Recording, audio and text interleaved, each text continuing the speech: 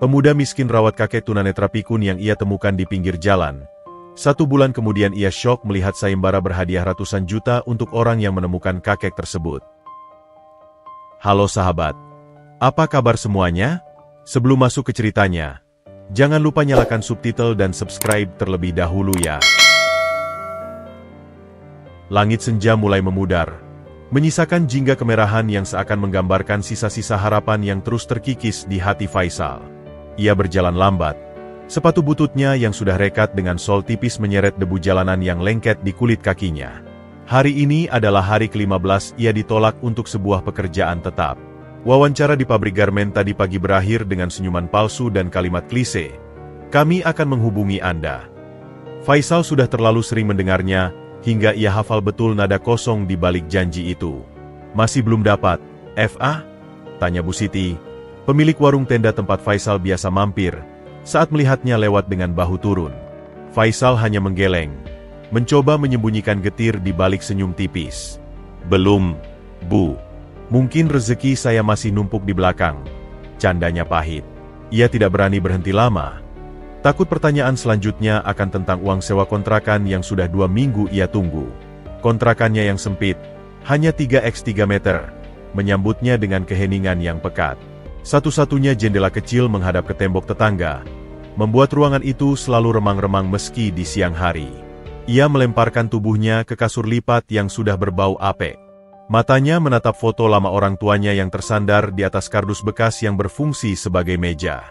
Foto itu adalah satu-satunya barang berharga yang ia miliki, warisan terakhir sebelum kedua orang tuanya pergi untuk selamanya, meninggalkannya seorang diri di usia yang terlalu muda untuk memahami arti kehilangan.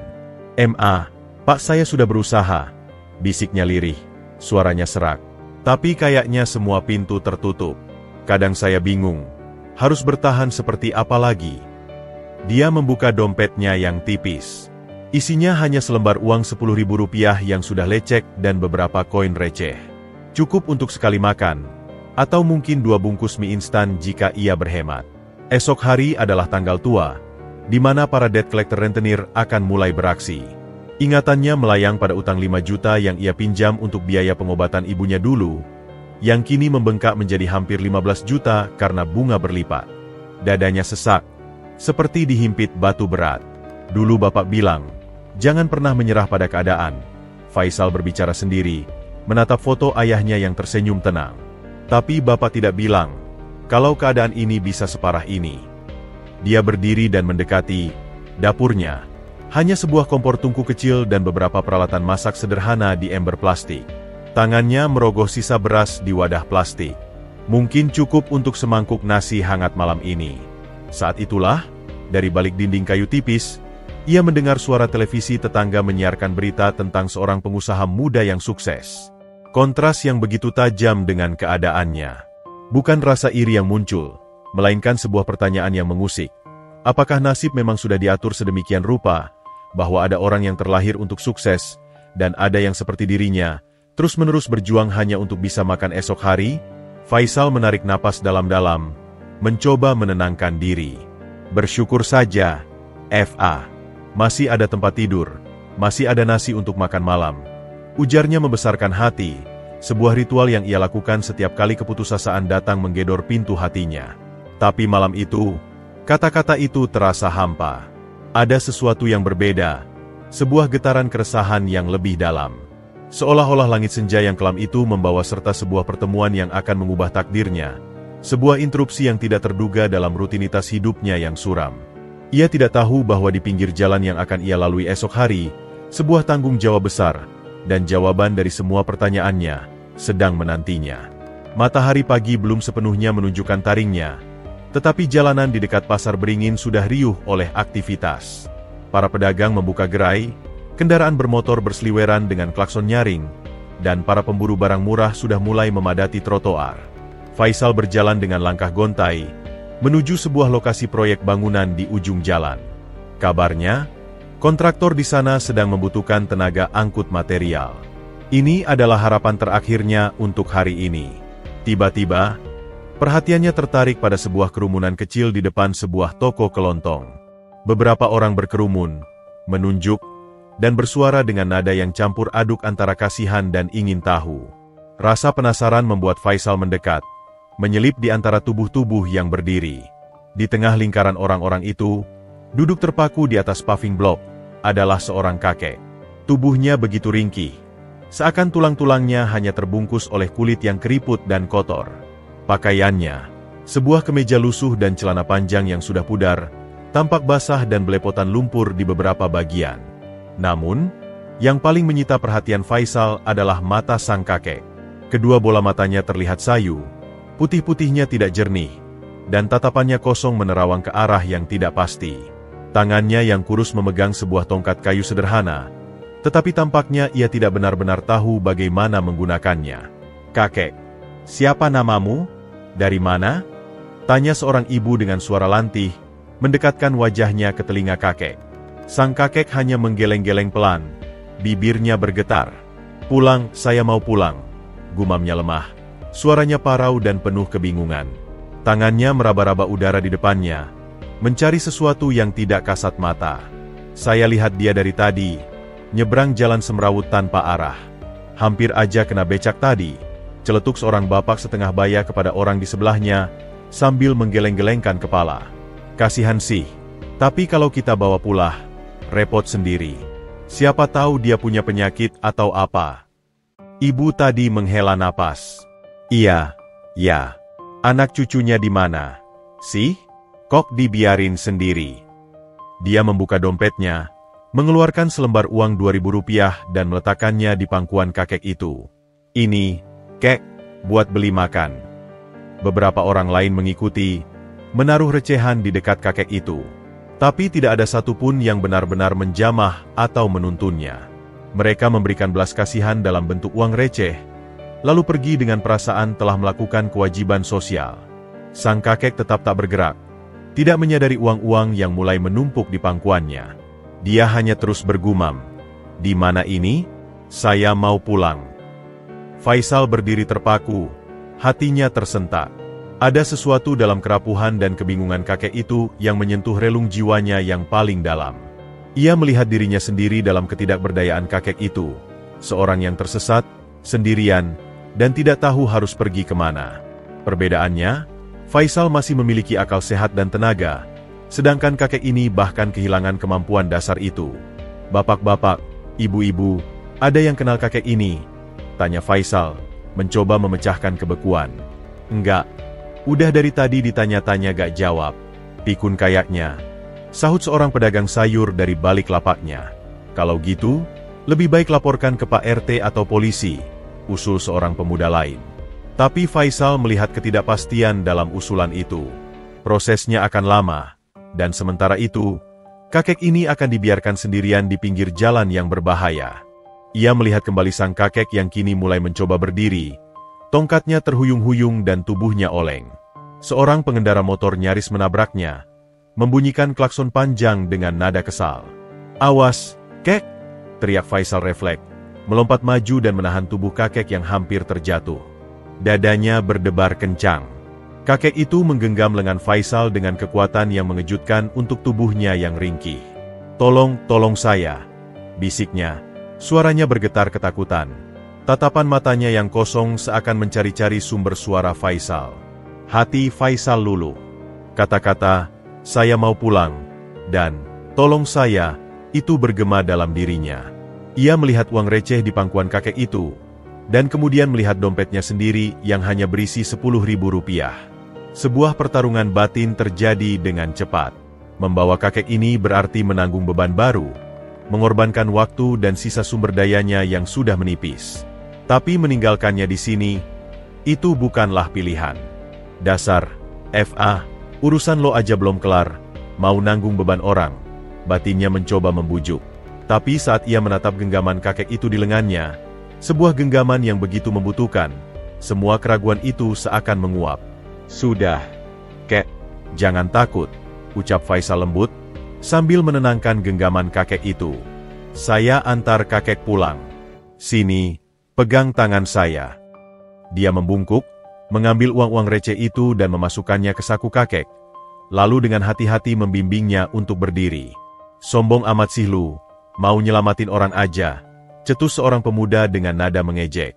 Faisal menoleh, tapi tidak membalas. Ia fokus pada kakek di sampingnya. Kita pelan-pelan saja, kek. Nama saya Faisal. F.A. Faisal? Gumam kakek itu, seolah-olah mencoba mengingat nama itu. Lalu, dengan tiba-tiba, ia berkata, Rudi, kamu Rudi. Faisal tersenyum getir. Iya, kek, saya Rudi, katanya, memainkan peran untuk menenangkan kakek yang pikun ini. Ayo, kita pulang. Dengan langkah tertatih-tatih, Faisal memimpin sang kakek menjauh dari kerumunan yang mulai bubar. Ia meninggalkan rencananya untuk mencari kerja di proyek bangunan. Saat ini, satu-satunya pekerjaan yang ada di pikirannya adalah membawa Rudi, nama yang diberikan sang kakek padanya, ke tempat yang aman. Kontrakannya yang sempit dan miskin, tiba-tiba menjadi tujuan seorang kakek tunanetra pikun yang tak tahu dari mana asalnya. Sebuah keputusan impulsif yang akan membawa konsekuensi besar yang tidak pernah ia bayangkan. Perjalanan pulang yang biasanya hanya memakan waktu 15 menit, kali ini terasa seperti sebuah ziarah panjang yang melelahkan. Langkah Faisal harus menyesuaikan dengan derap tertatih sang kakek. Setiap beberapa meter, kakek itu berhenti, napasnya tersengal, tubuhnya gemetar menahan lelah. Keringat dingin membasahi punggung Faisal, bukan karena jarak, tetapi karena beban tanggung jawab yang tiba-tiba ia pikul. Setiap tatapan orang yang lalu lalang terasa seperti tuduhan, beberapa penuh rasa heran, beberapa lainnya sinis. Kita istirahat sebentar, kek, ujar Faisal lembut, menuntun kakek itu untuk duduk di atas sebuah pembatas trotoar. Kakek itu menurut tanpa perlawanan, seperti anak kecil yang patuh. Diam, di mana kita, Rudi? Tanya sang kakek, matanya yang sayu berkedip-kedip cepat, mencoba menangkap bayangan apapun. Sebentar lagi sampai, kek. Tenang saja, Faisal membalas, sambil merogoh saku celananya. Uang Rp10.000 itu terasa semakin berat. Di depan mereka, sebuah warung makan kecil mengeluarkan aroma nasi rames yang menggoda. Perutnya sendiri keroncongan, mengingatkannya bahwa ia belum sarapan. Dengar, kek, kata Faisal, berjongkok di hadapan kakek itu sehingga posisi mereka sejajar. Kita akan beli makan dulu. Ya? Saya lapar. Kek pasti juga lapar. Lapar? Kakek itu mengulang, seolah memahami makna kata itu untuk pertama kalinya. Lalu, perlahan, ia mengangguk. Ia lapar. Dengan hati berat, Faisal menuntun kakek itu ke warung. Ibu warung yang ramah menyambut mereka, meski matanya sedikit melirik ke kondisi kakek yang kotor dan lusuh.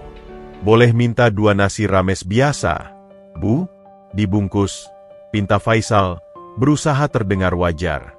Sini, kek, duduk dulu, bujuk Faisal sambil menuntun kakek itu ke bangku plastik. Kakek itu duduk dengan kaku, tangannya masih erat memegang lengan Faisal, takut ditinggal. Siapa? F.A.? Kakeknya dari mana? Tanya ibu warung dengan suara rendah sambil membungkus nasi. Faisal menghela napas. Nggak tahu, Bu. Nemuin di dekat pasar tadi. Lagi bingung sendirian, hampir ketabrak. Ih, kasihan sekali. Tapi hati-hati, F.A. Jangan-jangan ada penyakitnya atau apa? Sang ibu berbisik, penuh kekhawatiran. Faisal mengangguk pelan. Peringatan itu masuk akal, tapi sudah terlambat. Ia sudah terlanjur terjun. Iya, Bu. Tapi nggak tega, lihat dia sendirian kayak gitu. Setelah membayar 2 bungkus nasi yang membuat dompetnya benar-benar kempes, Faisal kembali mendekati sang kakek. Ayo, kek, makanannya sudah jadi. Kita bawa pulang, ya. Perjalanan dilanjutkan. Saat melewati sebuah apotik, Faisal melihat poster besar berlogo BPJS. Dadanya sesak. Ia tidak punya BPJS, dan kakek ini jelas-jelas tidak membawa apa-apa. Bagaimana jika kakek ini sakit? Bagaimana ia bisa membawanya ke dokter? Pikiran-pikiran itu berputar-putar di kepalanya, menambah beban yang sudah berat. Akhirnya, mereka sampai di depan kontrakan sempitnya. Lingkungannya kumuh, jemuran bergantungan di mana-mana, anak-anak berlarian dengan suara riuh. Beberapa tetangga melongok, penasaran dengan tamu tak biasa Faisal. Kontrakan saya sederhana sekali, Kek, gumam Faisal, tiba-tiba merasa malu. Ia membuka pintu yang hanya dikunci dengan gembok sederhana. Ruangan sempit 3x3 meter itu terbuka. Kasur lipat yang tidak rapi, kompor tungku di sudut, dan tumpukan kardus berisi pakaian. Bau apek dan lembab menyambut mereka. Ini rumah, Rudi? Tanya sang kakek, suaranya bergetar, ragu-ragu. Ia berdiri di ambang pintu, tidak berani masuk. Faisal merasa dadanya seperti dihantam. Kakek ini, dalam kebingungannya, masih bisa merasakan bahwa ini bukan tempat yang layak. Iya, Kek, ini rumah saya. Mari masuk, ujarnya, berusaha meyakinkan. Ia menuntun kakek itu masuk dan mendudukkannya di kasur. Kakek itu duduk dengan kaku, tangannya meraba-raba selimut yang kumal. Faisal membuka bungkus nasi. Aroma hangat memenuhi ruangan kecil itu. Dengan sabar, ia menyuapi sang kakek, yang lahap menyantap makanannya seperti orang yang kelaparan. Butiran nasi berceceran di baju kakek itu, tapi Faisal tidak mempedulikannya. Ia hanya faks mengisi perut orang tua renta di hadapannya. Setelah selesai makan, kakek itu terlihat lebih tenang. Matanya mulai mengantuk. Faisal membaringkannya di kasur, menyelimutinya dengan jaketnya sendiri, karena ia hanya punya satu selimut. Tidur, Kek. Sudah aman di sini, bisik Faisal, menepuk-nepuk punggung kakek itu pelan. Rudi, jangan tinggalin bapak, pinta kakek itu tiba-tiba. Suaranya kecil dan penuh ketakutan, seperti anak kecil. Mendengar panggilan, Bapak, Faisal tercekat. Air matanya hampir saja menetes. Tidak, Kek. Saya di sini. Saya tidak akan tinggalkan Kek. Janjinya, suaranya serak. Beberapa menit kemudian, kakek itu tertidur. Napasnya beraturan. Faisal memandanginya. Tubuhnya yang ringkih naik turun di bawah jaket tua. Di luar, kehidupan terus berjalan dengan segala kesibukannya. Di dalam ruangan sempit ini, sebuah ikatan aneh telah terikat. Seorang pemuda miskin yang hampir putus asa, dan seorang kakek tunanetra pikun yang tersesat. Faisal memandangi sisa nasi di bungkusnya. Ini adalah makan terakhirnya untuk hari ini. Besok, ia harus mencari cara untuk memberi makan dua mulut. Tapi anehnya, di tengah kekalutan dan ketakutan akan masa depan, ada sebuah ketenangan kecil di hatinya. Ia telah melakukan hal yang benar. Ia mungkin telah kehilangan kesempatan kerja hari ini, kehilangan uang terakhirnya, dan menambah beban hidupnya. Tapi saat itu, sambil memandangi kakek yang tertidur lelap, semua itu terasa tidak penting. Yang penting adalah, di ruangan sempit dan kumuh ini, ada seorang manusia yang akhirnya merasa aman dan tidak sendirian. Fajar menyingsing, menyirami cahaya pucat ke dalam ruangan sempit melalui celah-celah jendela yang tak tertutup rapat. Namun, Faisal sudah terbangun jauh sebelumnya. Malamnya dihabiskan dengan tidur yang terpotong-potong di lantai beralaskan kardus, sambil sesekali terbangun oleh gumaman atau gerakan sang kakek di kasur. Tubuhnya pegal dan matanya berat, tetapi ada tugas yang harus diselesaikan sebelum hari benar-benar terang. Rudi, di mana ini? Aku haus. Suara parau sang kakek memecah keheningan. Ia sudah terbangun dan duduk di tepi kasur. Tangannya meraba-raba udara dengan panik. Sebentar, Kek. Saya buatkan air. Sahut Faisal buru-buru, bangkit dan menyalakan kompor untuk memanaskan air. Ruangan sempit itu langsung dipenuhi asap yang membuat mereka berdua batuk-batuk. Siapa kamu? Tanya kakek itu tiba-tiba, menatap kosong ke arah suara Faisal. Ada ketakutan murni di wajahnya. Faisal berhenti sejenak, hatinya teriris.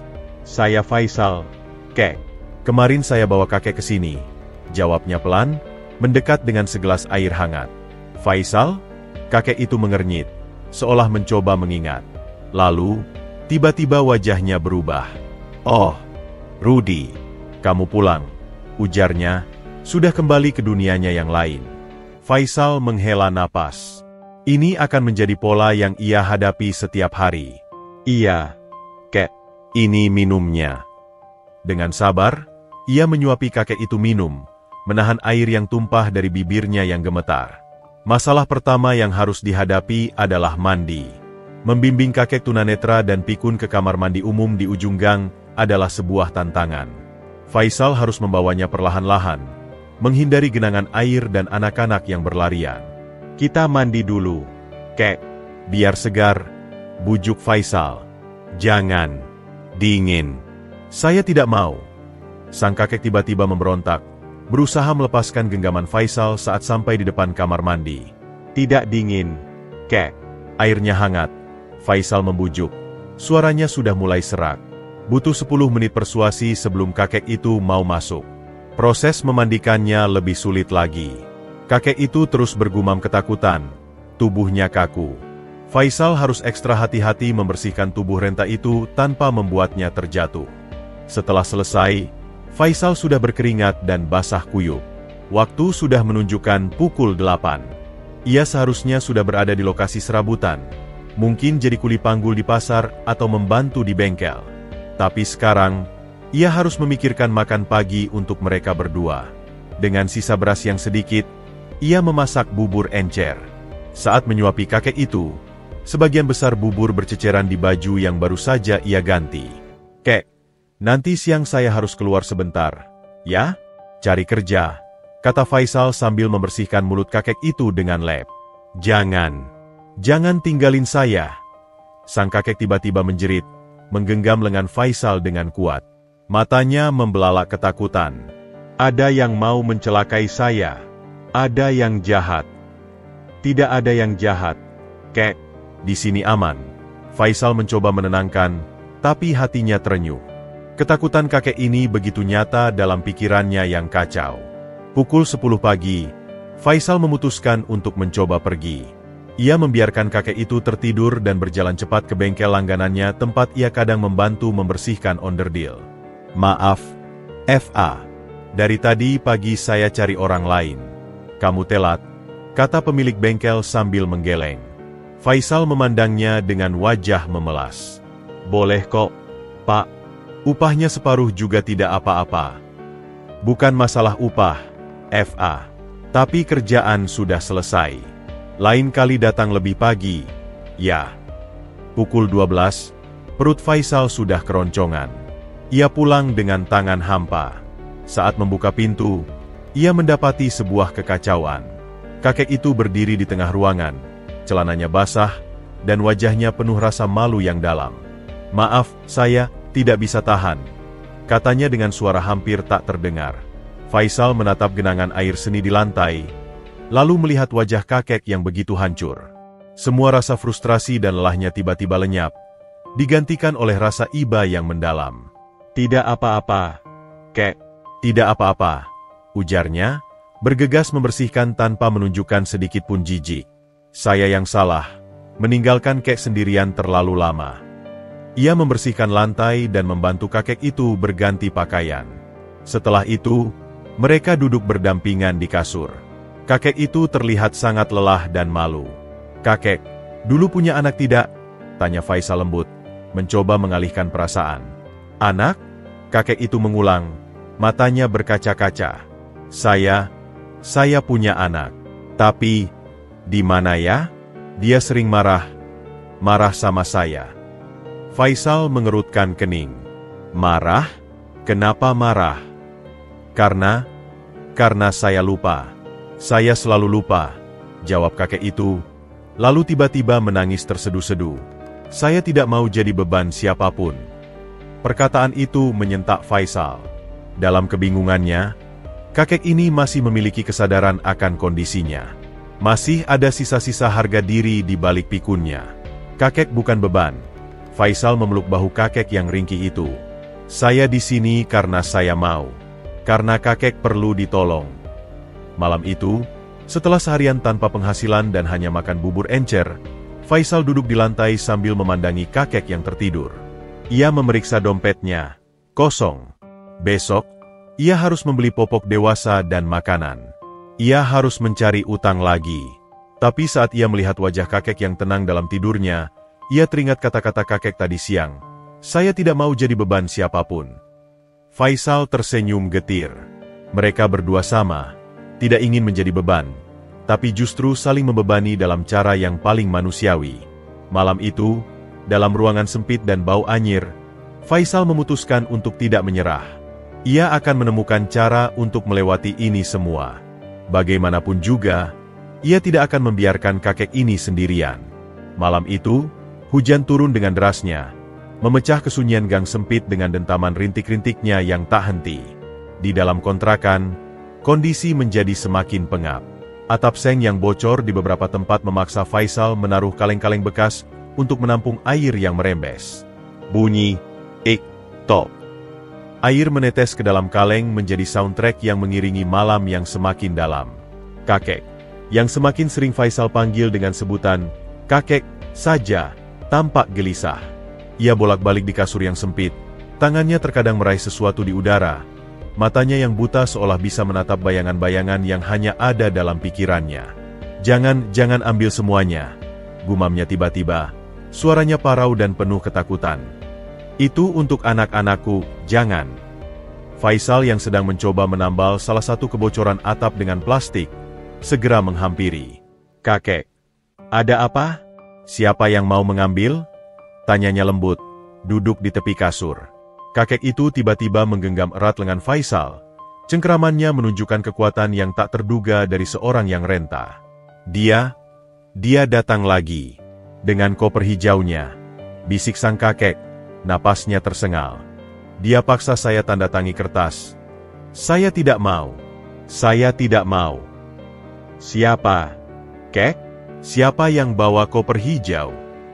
Faisal mencoba menenangkan, sambil perlahan melepaskan genggaman yang mulai menyakitkan. Sony, anakku, tapi dia jahat sekarang. Jawab kakek itu, suaranya bergetar. Dia bilang perusahaan butuh uang, tapi uangnya tidak pernah kembali. Dia bohong, semua bohong. Faisal terdiam, mencerna kata-kata yang terpecah-pecah itu. Sony? Perusahaan? Koper hijau? Ini adalah petunjuk pertama tentang masa lalu kakek yang tampaknya lebih kompleks dari yang ia bayangkan. Tenang, Kek. Tidak ada Sony di sini. Tidak ada koper hijau, ujar Faisal, menepuk punggung kakek itu pelan. Kakek sedang bersama saya, Faisal. Di sini aman. Tapi kakek tidak bisa tenang. Ia terus bergumam tentang surat wasiat dan notaris yang harus dijumpai. Dia sembunyikan surat-surat saya di lantai di bawah. Ucapnya tiba-tiba dengan jelas yang mengejutkan, sebelum kembali ke keadaan kebingungannya. Di bawah apa? Kek? Di bawah lantai? Tanya Faisal penasaran. Tapi sang kakek sudah tidak merespons. Ia kembali memejamkan mata, bergumam tentang hal-hal yang tidak jelas. Faisal duduk diam di lantai, mencoba memikirkan semua yang baru saja didengarnya. Keesokan paginya, setelah hujan reda, Faisal memutuskan untuk membersihkan kontrakan. Sambil menyapu, pikirannya masih tertuju pada kata-kata kakek semalam. Di bawah lantai. Ia memperhatikan ubin-ubin tua yang menutupi lantai kontrakannya. Beberapa ada yang retak dan longgar. Siapa tahu? Gumamnya sendiri. Dengan hati-hati, ia membongkar salah satu ubin yang longgar di dekat tempat tidur. Di bawahnya hanya tanah dan debu. Tidak ada apa-apa. Rudi, kamu cari apa? Tanya kakek yang terbangun, mendengar suara berisik. Faisal segera menutup kembali ubin itu. Tidak apa-apa, Kek. Cuma bersih-bersih. Jawabnya cepat, tapi ketertarikannya sudah terpicu. Sepanjang hari itu, sambil melakukan pekerjaan rumah tangga dan merawat kakek, Faisal terus mengamati pola perkataan kakek. Setiap kali pikunnya kambuh dan ia mulai berbicara tidak karuan, selalu ada elemen-elemen yang konsisten. Sony, koper hijau, surat wasiat, dan uang perusahaan. Sony, dia janji mau jemput saya. Ucap kakek tiba-tiba saat Faisal menyuapinya makan siang. Tapi dia tidak datang. Dia tinggalkan saya di tempat yang ramai itu. Dia bilang saya beban. Perkataan itu membuat Faisal tercekat. Jadi, kakek tidak hanya tersesat, dia sengaja ditinggalkan, dan kemungkinan besar oleh orang yang disebutnya Sony, yang dari konteksnya adalah anaknya sendiri. Kenapa Sony tinggalkan kakek? Tanya Faisal hati-hati. Kakek menggeleng. Wajahnya berkerut seolah mencoba mengingat sesuatu yang menyakitkan. Karena saya tidak mau tanda tangi. Surat itu, Surat jahat. Mau ambil semua dari Rina, anak saya yang baik. Rina? Sony? Nama-nama itu semakin mengukuhkan dugaan Faisal bahwa kakek berasal dari keluarga yang setidaknya cukup mampu, memiliki perusahaan, surat wasiat, dan konflik keluarga yang kompleks. Malam harinya, saat Faisal sedang merapikan pakaian, kakek tiba-tiba berkata dengan suara yang jelas dan penuh kewaspadaan. Dengarkan, Rudy, kalau sesuatu terjadi pada saya, cari Pak Hasan. Dia notaris. Dia tahu yang sebenarnya. Faisal terpana. Ini adalah kalimat paling koheren yang pernah diucapkan kakek sejak mereka bertemu. Pak Hasan? Notaris? Di mana, kek? Tapi seperti biasa, momen kejernihan itu hanya sesaat. Kakek sudah kembali melamun, bergumam tentang cuaca dan makanan.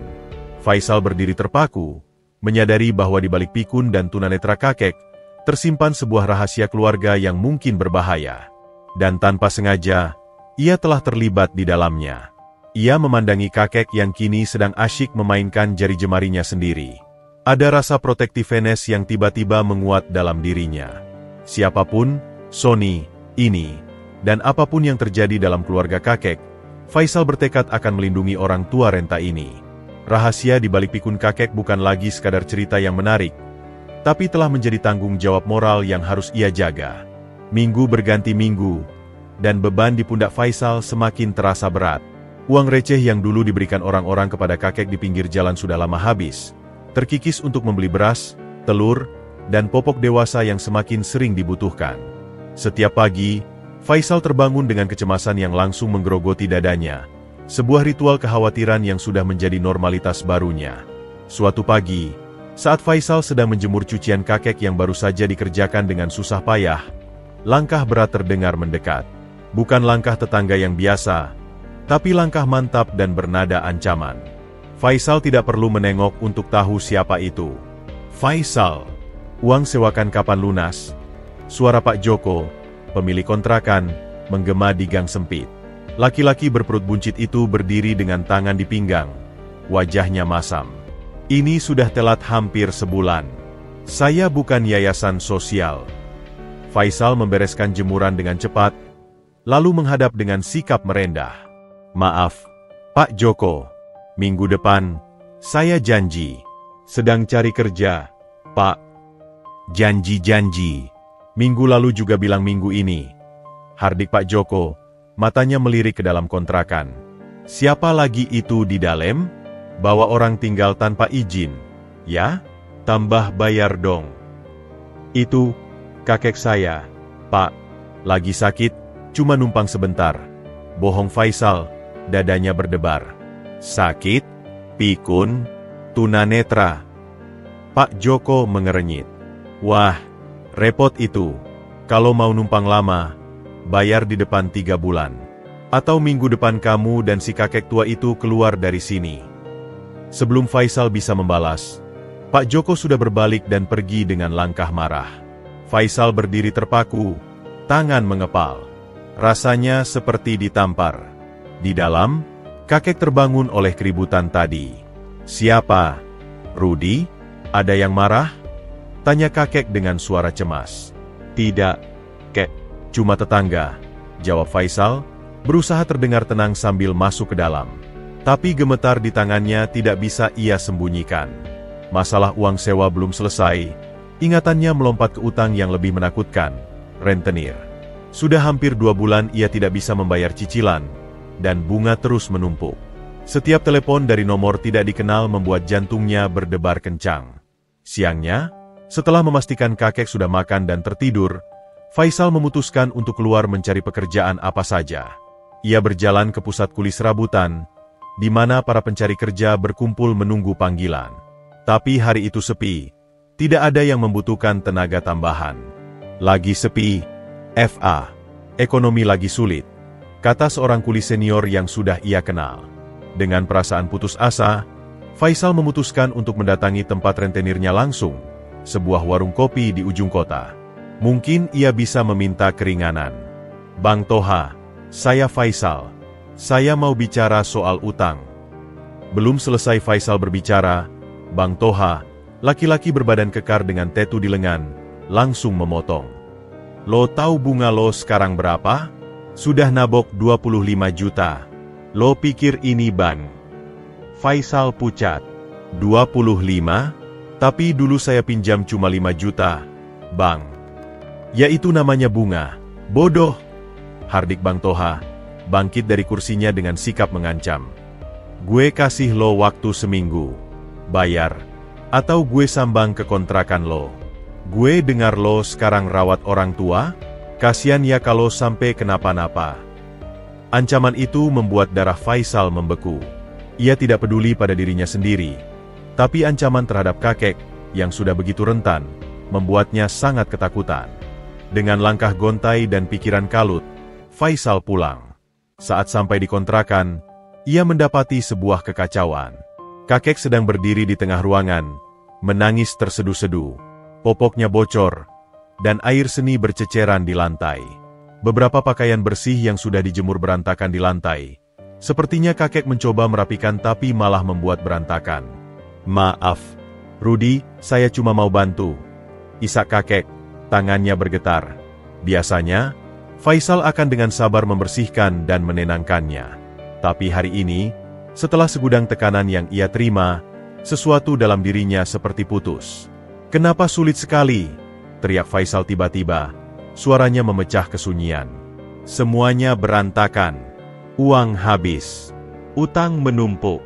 Sekarang ini lagi. Kakek terkesiap. Tubuhnya mengkeret seperti anak yang ketakutan. Air matanya berhenti mengalir. Digantikan oleh ekspresi terluka yang dalam. Ia mundur selangkah. Tangannya meraba-raba mencari pegangan. Maaf, saya beban. Bisiknya. Suaranya hampir tak terdengar. Melihat ekspresi terluka di wajah kakek, amarah Faisal langsung reda, digantikan oleh rasa bersalah yang menyiksa. Ia berlutut di depan kakek, memegang tangannya yang dingin. Tidak, kek, saya yang minta maaf. Ujarnya, suaranya serak oleh emosi. Saya yang salah. Kakek bukan beban. Saya hanya lelah sekali.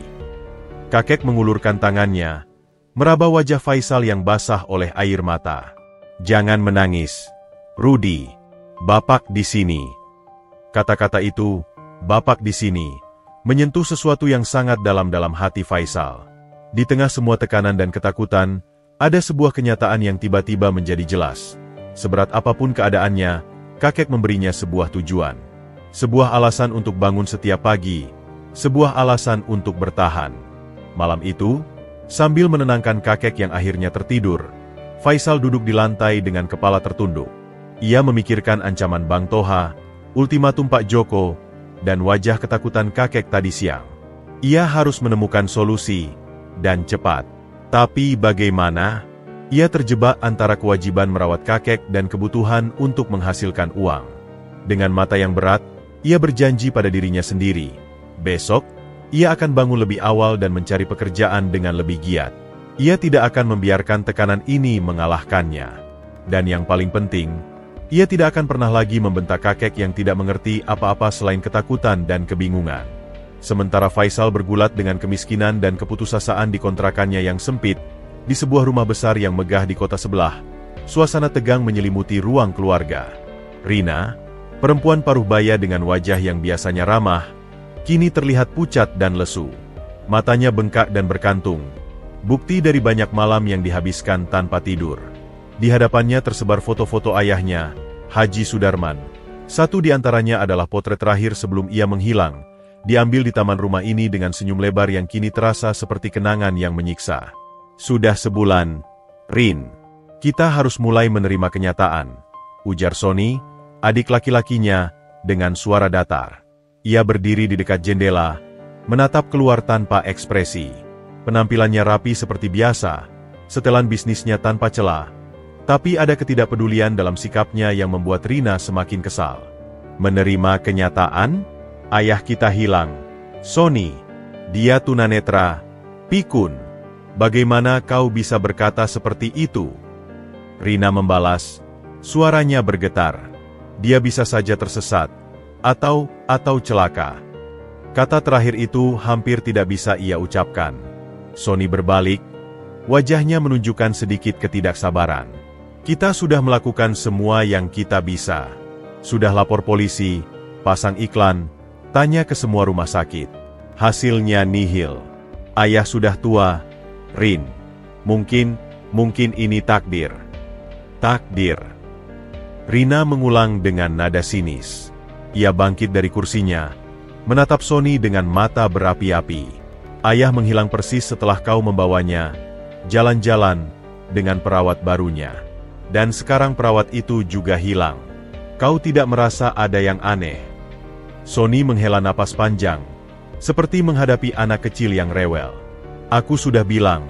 Saat itu aku dapat telepon darurat dari kantor. Terpaksa aku tinggalkan mereka sebentar di taman. Saat aku kembali, mereka sudah tidak ada. Polisi sudah memeriksa rekaman CCTV, dan tidak menemukan bukti penculikan. Atau mungkin ada yang sengaja menghapus bukti, gumam Rina dengan suara rendah, tapi cukup keras untuk didengar Sony. Apa maksudmu? Sony tiba-tiba berubah. Wajahnya memerah. Kau menuduhku terlibat dalam hilangnya ayah. Rina tidak menjawab. Ia berjalan ke meja kerjanya dan mengambil sebuah buku catatan keuangan. Selama kau menjadi direktur keuangan, ada banyak transaksi yang tidak jelas, Sony. Penarikan dana besar-besaran tepat sebelum ayah hilang. Dana untuk pengembangan proyek yang tidak pernah jelas juntrungnya. Sony mendekati Rina dengan langkah cepat. Kau berani memeriksa catatanku? Kau pikir kau siapa? Hanya karena kau yang tertua, bukan berarti kau bisa seenaknya mencampuri urusanku. Ini bukan urusan pribadimu, Sony. Ini urusan perusahaan ayah. Perusahaan yang dibangun dari nol oleh ayah dan ibu. Teriak Rina, tidak lagi bisa menahan emosinya. Dan sekarang, dengan hilangnya ayah, kau dengan mudahnya mengambil alih keputusan strategis tanpa berkonsultasi denganku. Karena kau terlalu sibuk mencari ayah yang jelas-jelas sudah tidak mungkin ditemukan. Balas Sony dengan pedih. Seseorang harus menjalankan perusahaan ini, atau kita semua akan bangkrut. Pertengkaran mereka terhenti ketika telepon rumah berdering. Rina buru-buru mengangkatnya, berharap ada kabar tentang ayahnya. Tapi wajahnya segera muram lagi. Tidak, terima kasih. Kami tidak tertarik dengan asuransi, katanya singkat sebelum menutup telepon. Sony menyeringai. Lihat, setiap telepon bukan berita tentang ayah. Sudah waktunya kau menghadapi kenyataan. Rina, ayah sudah tiada, dan kita harus melanjutkan hidup. Rina menatap Sony dengan perasaan asing. Ini adalah adik laki-lakinya, yang dulu selalu ia lindungi, yang dirawatnya saat sakit, yang dijahitkan seragam sekolahnya.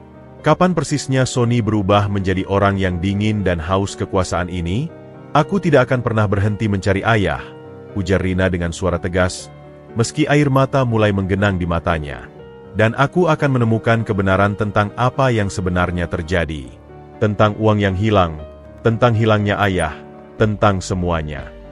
Sony menggeleng, mengambil jaketnya dari kursi. Lakukan apa yang kau mau, Rin. Tapi jangan harap dukungan dariku.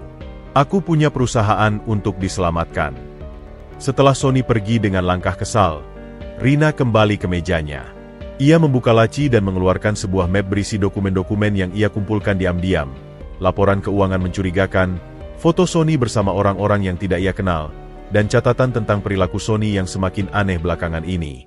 Dia mengambil foto ayahnya lagi, menatap wajah tua yang penuh kebaikan itu. Ayah, di mana kau? Apa yang sebenarnya terjadi padamu? Bisiknya. Aku tidak akan membiarkan Sony menghancurkan segala yang kau bangun. Aku berjanji.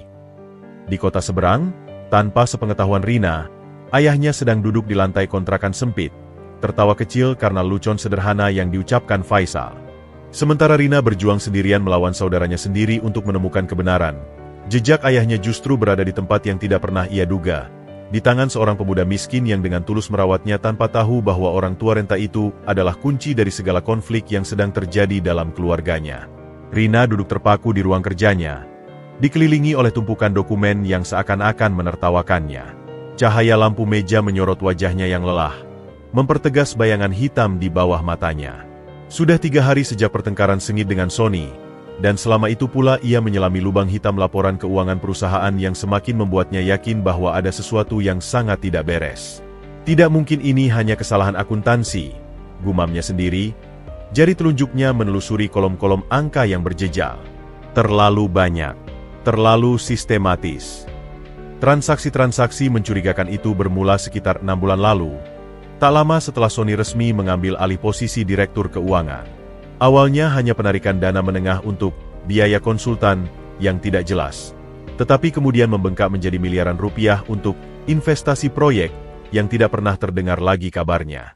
Yang paling membuat darah Rina mendidih adalah sebuah transaksi sebesar 5 miliar rupiah, ditarik tepat 2 hari sebelum ayah mereka hilang, dengan keterangan dana restrukturisasi darurat.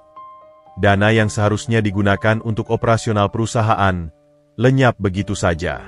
Pak Hasan, bisik Rina tiba-tiba, mengingat sesuatu. Notaris keluarga mereka.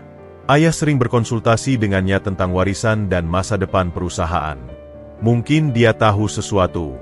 Dengan gemetar, Rina mengangkat telepon dan memencet nomor yang sudah lama tidak dihubunginya. Selamat sore, kantor Notaris Hasan Wirawan. Suara resepsionis terdengar di seberang. Selamat sore, saya Rina Sudarman. Saya ingin membuat janji dengan Pak Hasan, kalau bisa besok. Maaf, Bu Rina. Pak Hasan sedang cuti sakit seminggu ke depan. Rina merasa ada yang aneh. Sakit? Apa yang terjadi? Kecelakaan kecil, Bu. Tertabrak motor saat menyeberang. Tidak parah, tapi butuh istirahat. Keringat dingin mengalir di pelipis Rina. Kecelakaan? Terlalu kebetulan. Ia mengucapkan terima kasih dan menutup telepon dengan perasaan tidak enak. Malamnya, saat Rina sedang memeriksa dokumen lagi, seorang pembantu yang sudah bekerja puluhan tahun di keluarga mereka, Mbak Surti, masuk dengan segelas susu. Non Rina, dari tadi lihat Non sibuk sekali. Susu hangat ini, biar bisa tidur, ujar Mbak Surti dengan wajah penuh kekhawatiran. Terima kasih, Mbak. Aku hanya mencoba memahami beberapa hal. Mbak Surti menghela napas. Non sedang cari tahu tentang uang perusahaan yang hilang. Ya. Rina terkejut. Kau tahu sesuatu, Mbak? Tidak banyak, Non. Tapi, beberapa bulan lalu, saya pernah dengar Pak Sony bertengkar keras dengan Bapak. Waktu itu saya lagi bersih-bersih di ruang keluarga. Rina mendadak tegang. Mereka bertengkar tentang apa? Tentang uang. Pak Sony minta Bapak tanda tangani surat-surat, katanya untuk pinjaman bank. Tapi Bapak tidak mau. Bapak bilang perusahaan tidak butuh utang. Mbak Surti berhenti sejenak, takut melanjutkan. Lalu, desak Rina. Lalu, Pak Sony bilang, kalau Bapak tidak tanda tangani, perusahaan akan bangkrut dan semua karyawan akan dipecat. Dia juga bilang bahwa Bapak sudah tua dan pikun, tidak pantas lagi memimpin perusahaan. Rina menutup mata, mencoba menahan amarah yang berkobar. Kapan tepatnya ini terjadi? Sekitar seminggu sebelum Bapak hilang, Non. Petunjuk baru. Rina beringsut bangkit dan memegang tangan Mbak Surti. Ada hal lain yang kau ingat? Apapun. Mbak Surti tampak ragu, lalu menunduk. Saya tidak mau menuduh, Non. Tapi perawat yang terakhir, yang Pak Sony pekerjakan, dia sering terlihat berbisik-bisik dengan Pak Sony. Dan sehari sebelum Bapak hilang, saya lihat dia membawa koper hijau masuk ke kamar Bapak. Koper hijau. Rina teringat ayahnya pernah menyebutkan sesuatu tentang koper hijau dalam salah satu momen kejernihannya dulu. Tapi saat itu ia tidak memperhatikan. Terima kasih, Mbak. Tolong jangan beritahu siapapun tentang percakapan kita ini, pinta Rina. Setelah Mbak Surti pergi, Rina kembali ke mejanya dengan pikiran kalut. Koper hijau. Surat yang harus ditandatangani. Notaris yang tiba-tiba kecelakaan. Uang yang hilang. Semuanya mengarah pada Sony. Keesokan harinya, Rina memutuskan untuk menghadapi Sony langsung. Ia pergi ke kantor pusat perusahaan keluarga mereka, gedung megah yang dibangun oleh ayahnya dari nol. Kak Rina, kejutan apa ini? Sony tampak tidak senang melihat kakaknya masuk ruangannya tanpa pemberitahuan. Kita perlu bicara, Sony. Berdua saja. Rina menutup pintu dengan keras. Tentang apa lagi? Aku sedang sibuk. Tentang 5 miliar yang kau tarik 2 hari sebelum ayah hilang. Tentang koper hijau. Tentang Pak Hasan yang tiba-tiba kecelakaan. Wajah Sony berubah pucat. Tapi hanya sesaat. Aku tidak tahu apa yang kau bicarakan. Dana itu untuk proyek baru. Koper? Aku tidak punya koper. Dan kecelakaan Pak Hasan? Itu bukan urusanku. Jangan berbohong. Sony. Mbak Surti mendengar semuanya. Kau memaksa ayah menandatangani sesuatu. Sony berdiri dengan wajah marah. Jadi sekarang kau percaya pada pembantu daripada adikmu sendiri? Kau selalu seperti ini, Rina. Selalu merendahkanku. Ayah juga begitu. Menganggapku tidak becus mengelola perusahaan. Ini bukan tentang merendahkan, Sony. Ini tentang kebenaran. Apa yang kau lakukan pada ayah? Di mana ayah sekarang? Aku tidak tahu, teriak Sony, meninju meja dengan keras. Dia hilang. Sudah selesai. Dan sekarang, karena kau terus-menerus mencampuri urusanku, aku akan meminta Dewan Komisaris untuk mencabut hak suaramu di perusahaan. Rina terkesiap. Kau tidak akan berani. Coba saja lihat, tantang Sony dengan mata dingin.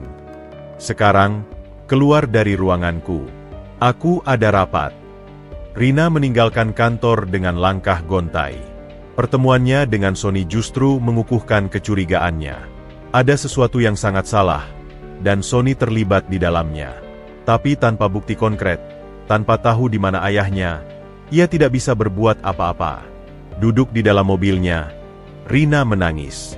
Air mata keputusasaan dan kemarahan. Ia merasa sendirian dalam pertempuran ini. Tapi kemudian, ia teringat wajah ayahnya. Lembut, penuh kasih, dan selalu percaya padanya.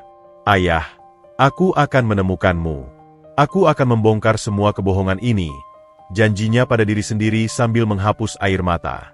Tanpa sepengetahuan Rina, jawaban dari semua pertanyaannya sedang duduk di lantai kontrakan sempit, tertawa lebar sambil menyuapi seorang kakek tunanetra dengan bubur hangat. Sedangkan bukti yang ia butuhkan sedang tersembunyi tepat di bawah kaki mereka berdua. Sebuah rahasia yang hanya menunggu waktu untuk terungkap. Rina duduk di tepi tempat tidur ayahnya. Kamar yang masih persis seperti saat terakhir kali Haji Sudarman tinggalkan. Aroma khas sang ayah, campuran minyak wangi tua dan buku, masih tersisa, menjadi pengingat pedih akan kehilangan yang semakin menghantui. Sebulan sudah berlalu tanpa secercah harapan. Setiap pintu yang ia ketuk seakan tertutup. Setiap petunjuk yang ia kejar berujung pada jalan buntu. Keputusasaan mulai menggerogoti keyakinannya. Non Rina, ada tamu. Suara Mbak Surti memecah kesunyian. Seorang laki-laki paruh baya dengan kacamata tebal berdiri di pintu. Selamat pagi, Bu Rina. Saya Anton, kerabat jauh dari pihak ibu. Rina mengangguk, mengingat wajahnya. Silakan masuk, Pak Anton. Saya turut prihatin tentang keadaan Pak Sudarman, ujar Anton setelah mereka duduk. Sudah ada kabar? Rina menggeleng, matanya berkaca-kaca. Tidak ada. Polisi sudah menyerah. Pencarian mandiri juga tidak membuahkan hasil. Anton menghela napas. Saya punya usul, mungkin bisa dipertimbangkan. Bagaimana kalau kita memasang sayembara?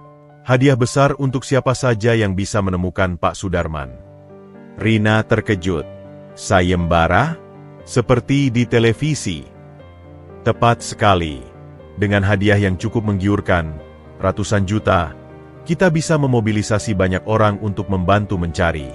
Mata uang terkadang lebih efektif daripada sekadar kemanusiaan. Jelas Anton dengan logika yang dingin namun masuk akal. Rina terdiam sejenak. Idenya membuatnya tidak nyaman. Memperlakukan pencarian ayahnya seperti perburuan harta karun.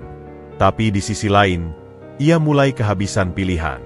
Malam ini ada pertemuan keluarga besar. Saya akan ajukan usul ini, akhirnya kata Rina. Pertemuan malam itu berlangsung tegang. Keluarga besar berkumpul di ruang tamu rumah Sudarman. Paman, bibi, sepupu, dan beberapa kerabat dekat. Sony hadir dengan wajah masam. duduk di kursi paling jauh dari Rina. "Terima kasih sudah datang," buka Rina dengan suara lemah. "Seperti yang kalian tahu, ayah masih belum ditemukan. Saya punya usul untuk memperluas pencarian." Saat Rina menjelaskan tentang ide sayembara dengan hadiah 500 juta rupiah, ruangan langsung gempar. 500 juta? Itu jumlah yang gila, protes Paman Heru, adik dari almarhumah ibu mereka.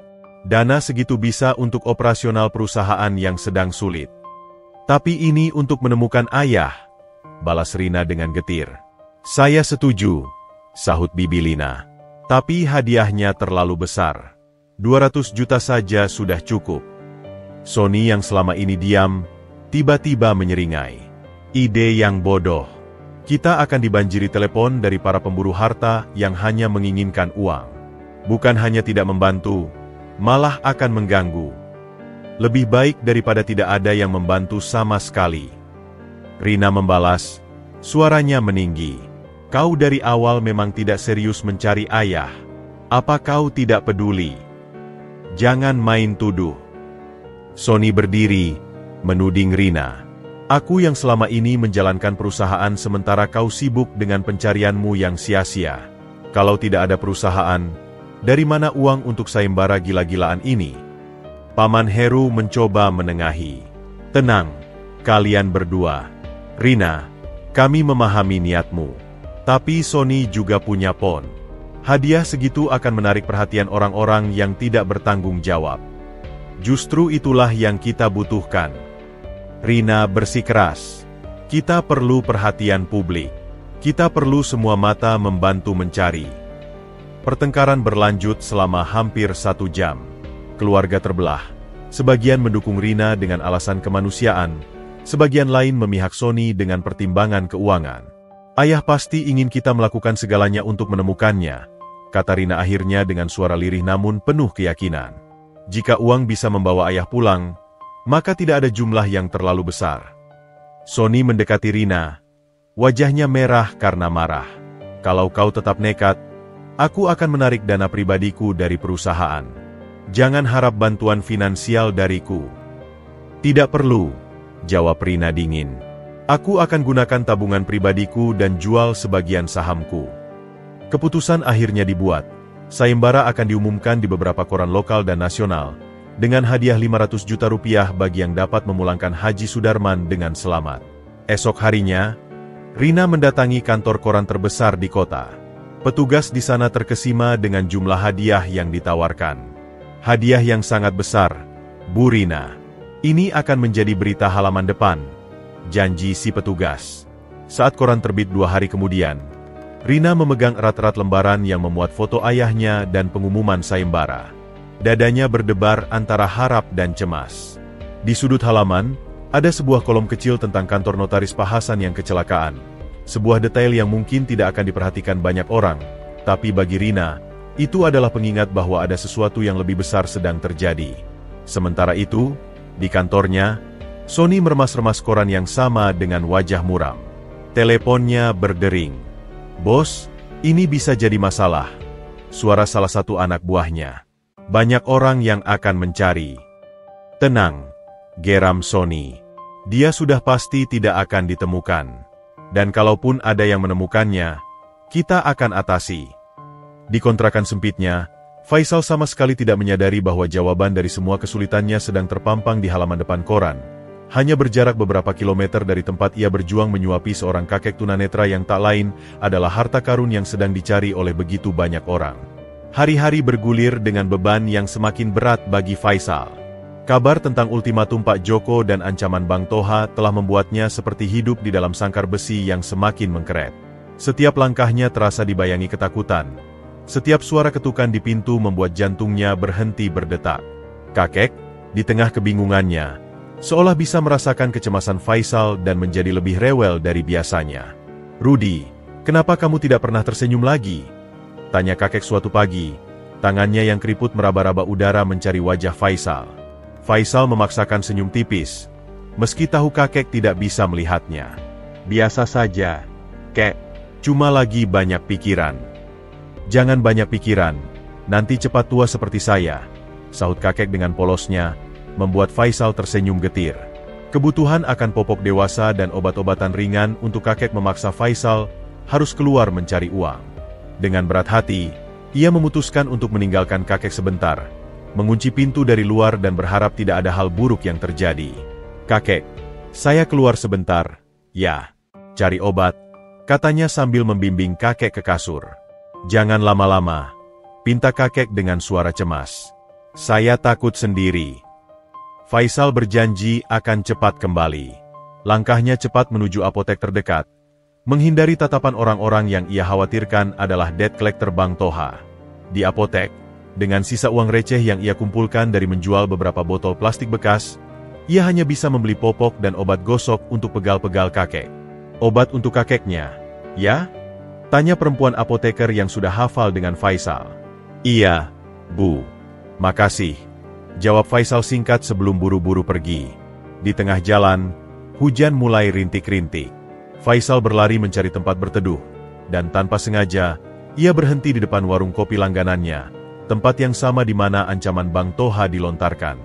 Warung itu sepi, hanya ada beberapa orang yang sedang asyik membaca koran sambil menyeruput kopi. Dengan perasaan was-was, Faisal duduk di kursi paling pojok, memesan kopi hitam paling murah. Matanya tanpa sengaja tertuju pada sebuah koran bekas yang tergeletak di meja sebelah.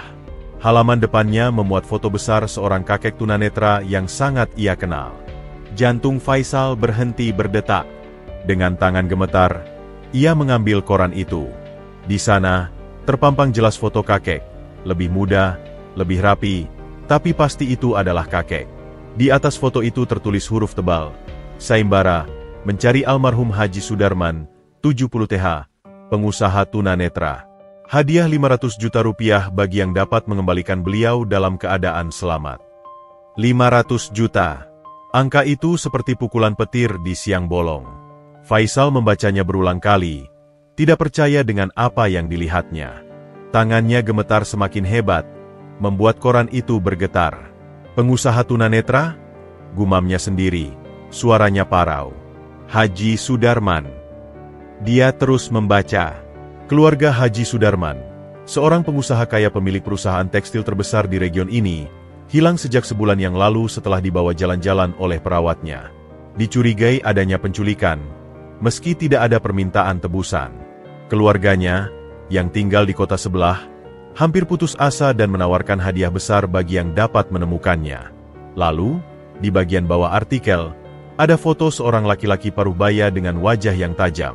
Keterangannya, Sony Sudarman, putra almarhum, yang kini menjalankan perusahaan keluarga.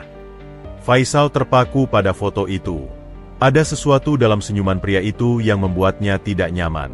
Matanya yang tajam, sudut bibir yang sedikit miring, seolah menunjukkan kesombongan yang tersembunyi.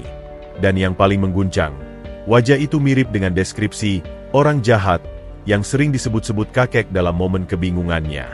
"Jangan beri aku pada Sony, dia jahat." Gumaman kakek itu tiba-tiba terngiang jelas di telinga Faisal. Sekarang ia mengerti. Kakek bukan sekadar pikun, dia punya alasan untuk takut pada anaknya sendiri. Perasaan Faisal campur aduk. Di satu sisi, ada kegembiraan liar, 500 juta. Itu cukup untuk melunasi semua utangnya, menyewa tempat yang layak, bahkan memulai usaha kecil. Tapi di sisi lain, ada kecemasan yang dalam. Jika kakek adalah Haji Sudarman yang kaya, mengapa dia bisa terbengkalai di pinggir jalan? Mengapa anaknya sendiri tidak mencari dengan sungguh-sungguh? Dan yang paling menakutkan, apakah kembalinya kakek ke keluarganya justru akan membahayakannya? "Kopi hitam, Bang." Suara pelayan warung mengagetkannya. Faisal mengangguk cepat, meletakkan koran itu dengan gemetar. Ia menyeruput kopinya, tapi lidahnya tidak bisa merasakan apa-apa. Pikirannya dipenuhi oleh angka 500 juta dan wajah Sony di koran. "Ada yang perlu dibantu, Bang?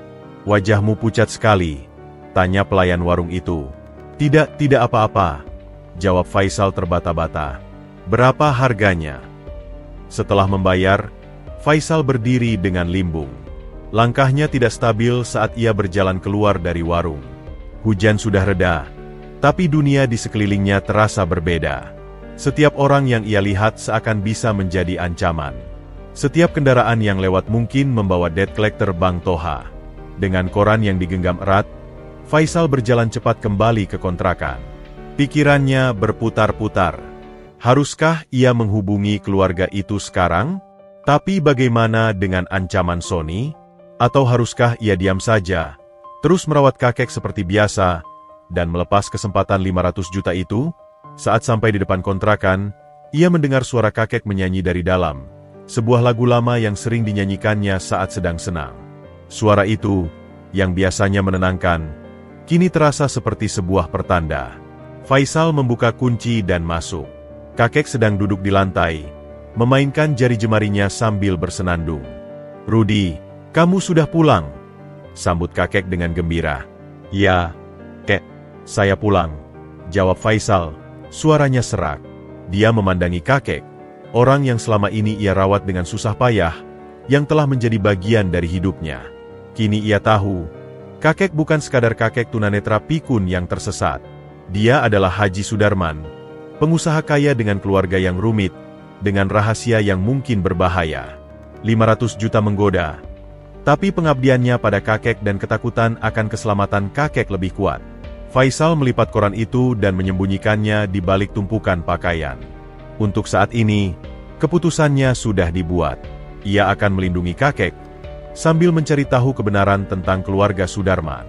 Uang bisa menunggu, tapi keselamatan dan kepercayaan kakek tidak bisa ia hianati. Malam itu, kontrakan Faisal diselimuti oleh keheningan yang berbeda. Biasanya, suara kakek yang mengigau atau gumamannya yang tidak jelas menjadi pengisi kesunyian. Tapi kali ini kakek tertidur lelap, mungkin karena kelelahan setelah seharian rewel. Faisal duduk di lantai, bersandar pada dinding yang lembab, dengan koran yang sudah usang tergenggam di tangannya. Cahaya bulan yang menyelinap melalui celah jendela menerangi headline tentang sayembara itu, membuat angka 500 juta rupiah seakan berpendar dalam kegelapan. 500 juta, Faisal berbisik sendiri, suaranya serak. Cukup untuk melunasi semua utang, bahkan mungkin sisa untuk buka usaha kecil. Bayangan tentang kehidupan yang lebih baik menggoda pikirannya. Ia bisa pindah dari kontrakan kumuh ini, membeli kasur yang layak untuk kakek, membeli obat-obatan yang lebih baik, bahkan menyekolahkan diri lagi untuk mendapatkan pekerjaan yang lebih tetap. Semua mimpi yang selama ini ia pendam dalam-dalam tiba-tiba terasa sangat mungkin. Tapi kemudian, ia menoleh ke arah kakek yang sedang tertidur. Wajah tua itu terlihat begitu damai, begitu renta. Dalam tidurnya, kakek bergumam pelan, jangan tinggalin bapak." Perkataan itu seperti tamparan. Faisal teringat bagaimana kakek selalu ketakutan ditinggal sendirian, bagaimana ia menggenggam erat tangan Faisal setiap kali akan pergi, bagaimana ia memanggilnya Rudi dan mempercayainya sepenuhnya. Tapi ini untuk kebaikan kakek juga. Batin Faisal mencoba membenarkan diri. Dia bisa kembali ke keluarganya, dirawat dengan baik, dapat pengobatan yang layak. Tapi kemudian ingatannya melayang pada foto Sony di koran, wajahnya yang tajam, matanya yang dingin, dan gumaman kakek yang terus-menerus tentang Sony yang jahat. Apa yang sebenarnya terjadi dalam keluarga itu? Mengapa seorang ayah sampai takut pada anaknya sendiri? Kalau saya kembalikan kakek dan ternyata ada niat jahat dari anaknya itu, apa yang akan terjadi? Pikir Faisal dengan cemas. Dilema itu membuat kepalanya pusing. Di satu sisi, ada tawaran solusi untuk semua masalah finansialnya. Di sisi lain, ada tanggung jawab moral dan ketakutan akan keselamatan kakek. Keesokan paginya, Faisal bangun dengan mata bengkak dan pikiran yang masih kalut. Saat menyuapi kakek makan bubur, tangannya gemetar. "Rudi, kamu kenapa?" "Tanganmu gemetar," kata kakek tiba-tiba dengan kepekaan yang mengejutkan. "Tidak apa-apa, Kek. Cuma agak dingin." Bohong Faisal. "Bapak juga sering gemetar waktu muda. Kata ibumu dulu, itu karena terlalu banyak pikiran," ujar kakek, lalu terdiam sejenak sebelum wajahnya berkerut kebingungan.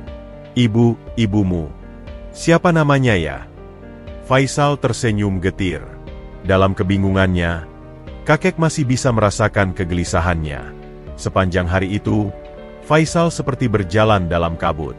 Setiap kali ia melihat kakek, ia melihat dua kemungkinan: penyelamat dari kemiskinannya, atau orang tua renta yang mempercayainya sepenuhnya. Sore hari, saat Faisal sedang mencuci piring, kakek tiba-tiba berkata dengan suara jelas, "Rudi, kalau bapak pergi, kamu jangan sedih, ya." Faisal tercekat, piring di tangannya hampir terjatuh. Kakek mau pergi kemana? Tidak tahu. Tapi, semua orang pasti pergi suatu saat. Jawab kakek dengan bijaksana yang tidak biasa. Yang penting kamu bahagia. Perkataan itu membuat mata Faisal berkaca-kaca. Bahkan dalam kondisi pikunnya, kakek masih memikirkan kebahagiaannya. Malamnya, setelah kakek tertidur, Faisal tidak bisa menahan lagi. Ia masuk ke kamar mandi umum yang sepi, duduk di lantai yang basah, dan akhirnya menangis. Tangisan itu datang dari dasar jiwanya. Tangisan karena lelah, karena takut, karena bingung harus berbuat apa. "Maaf, kek, maaf." Isaknya pelan antara tangisan. "Saya tidak tahu harus bagaimana." Air mata itu adalah pelampiasan dari semua tekanan yang ia tanggung selama ini. Kemiskinan, utang, ancaman, dan sekarang dilema moral yang paling berat dalam hidupnya. Setelah tangisan reda, Faisal melihat wajahnya yang pucat di cermin kamar mandi yang retak. Matanya bengkak. Tapi ada kejelasan yang tiba-tiba muncul. Ia ingat kata-kata ayahnya dulu. Harta datang dan pergi, tapi harga diri dan ketulusan itu tetap. Dengan napas dalam, Faisal memutuskan. Ia akan menghubungi keluarga Sudarman, tapi bukan untuk uangnya. Ia akan memastikan dulu bahwa kakek akan aman dan diterima dengan baik. Dan jika ada tanda-tanda bahaya dari Sony, ia tidak akan menyerahkan kakek. Keputusan itu membuat dadanya terasa lebih ringan. 500 juta masih menggoda, tapi itu bukan lagi prioritas. Yang penting adalah memastikan kakek mendapatkan yang terbaik, baik itu kembali ke keluarganya yang sebenarnya, atau tetap bersama Faisal jika keluarganya tidak aman. Saat kembali ke kontrakan, kakek terbangun. "Rudi, kamu menangis?" Tanyanya dengan suara khawatir. "Tidak, kek, cuma kena sabun tadi," jawab Faisal sambil berbaring di lantai di sebelah kasur kakek. "Jangan sedih," kata kakek. Tangannya meraba-raba sampai menemikan kepala Faisal. "Bapak di sini." Sentuhan itu menguatkan hati Faisal. Apapun yang terjadi, ia akan melindungi orang tua ini. Uang bisa dicari lain waktu, tapi kepercayaan dan nyawa seseorang tidak bisa dinilai dengan uang. Faisal menghabiskan 2 hari penuh dalam gejolak batin yang tak kunjung reda. Koran dengan pengumuman sayembara itu ia sembunyikan di balik tumpukan pakaian, namun seolah memancarkan energi yang terus mengganggu pikirannya. Setiap kali ia melihat kakek yang sedang asyik dengan dunianya yang sederhana, menyusun kembali batu-batu kecil yang ia kumpulkan, atau bersenandung dengan lagu yang sama berulang kali, hati Faisal teriris antara kesetiaan dan kebutuhan. Pada hari ketiga, keputusan akhir diambil. Pagi itu, dengan tangan masih gemetar, Faisal mengeluarkan koran yang sudah mulai lusuh dari persembunyiannya. Ia memandangi nomor telepon yang tercantum di sana, sebuah nomor dengan kode area kota sebelah. "Kakek, saya mau keluar sebentar." "Ya," ujarnya sambil memandu kakek untuk duduk dengan nyaman di kasur. "Jangan lama-lama, Rudi. Nanti saya rindu," sahut kakek dengan polosnya. Faisal tersenyum getir. "Iya, kek, sebentar saja." Dengan langkah berat, ia berjalan menuju warung telepon umum di ujung gang. Tempat yang sama di mana dulu, ia sering menelepon calon majikan untuk mencari pekerjaan. Kali ini, yang ia hubungi adalah sebuah keluarga kaya yang mungkin akan mengubah hidupnya, atau justru menghancurkannya. Jari jemarinya yang kasar menekan angka-angka di papan tombol dengan hati-hati. Setiap bunyi, bip, terasa seperti detakan jantungnya sendiri. Telepon berdering 2 kali sebelum diangkat. "Halo," dengan Rina Sudarman. Suara perempuan paruh baya yang terdengar lelah namun sopan. Faisal menelan ludah. Mulutnya terasa kering. "Selamat pagi, Bu. Saya Faisal. Saya melihat pengumuman di koran tentang Bapak Haji Sudarman." Di seberang telepon, terdengar suara terkesiap, diikuti dengan hembusan napas yang tersendat. "Apa, Bapak? Bapak tahu sesuatu tentang ayah saya?" Suara Rina tiba-tiba bergetar penuh harap. "Ya, Bu. Saya menemukan seorang kakek sekitar sebulan yang lalu. Tunanetra dan agak pikun. Saya rawat di tempat saya sejak saat itu. Deskripsinya bagaimana? Tanya Rina. Suaranya hampir berbisis. Kira-kira 70 tahunan. Tinggi sekitar 160 cm. Rambut putih semua. Matanya memang tidak bisa melihat. Dan dia sering menyebut nama Sony dan Rina dalam kebingungannya. Tangisan tiba-tiba pecah di seberang telepon. Itu ayah. Itu pasti ayah. Oh Tuhan, terima kasih. Rina terisak-isak. Di mana Anda sekarang? Bagaimana kondisi ayah? Apakah dia baik-baik saja? Faisal merasa dadanya sesak mendengar tangisan bahagia itu. Kakek baik-baik saja, Bu. Sedikit kurus, tapi sehat. Saya rawat sebaik mungkin. Ia berhenti sejenak.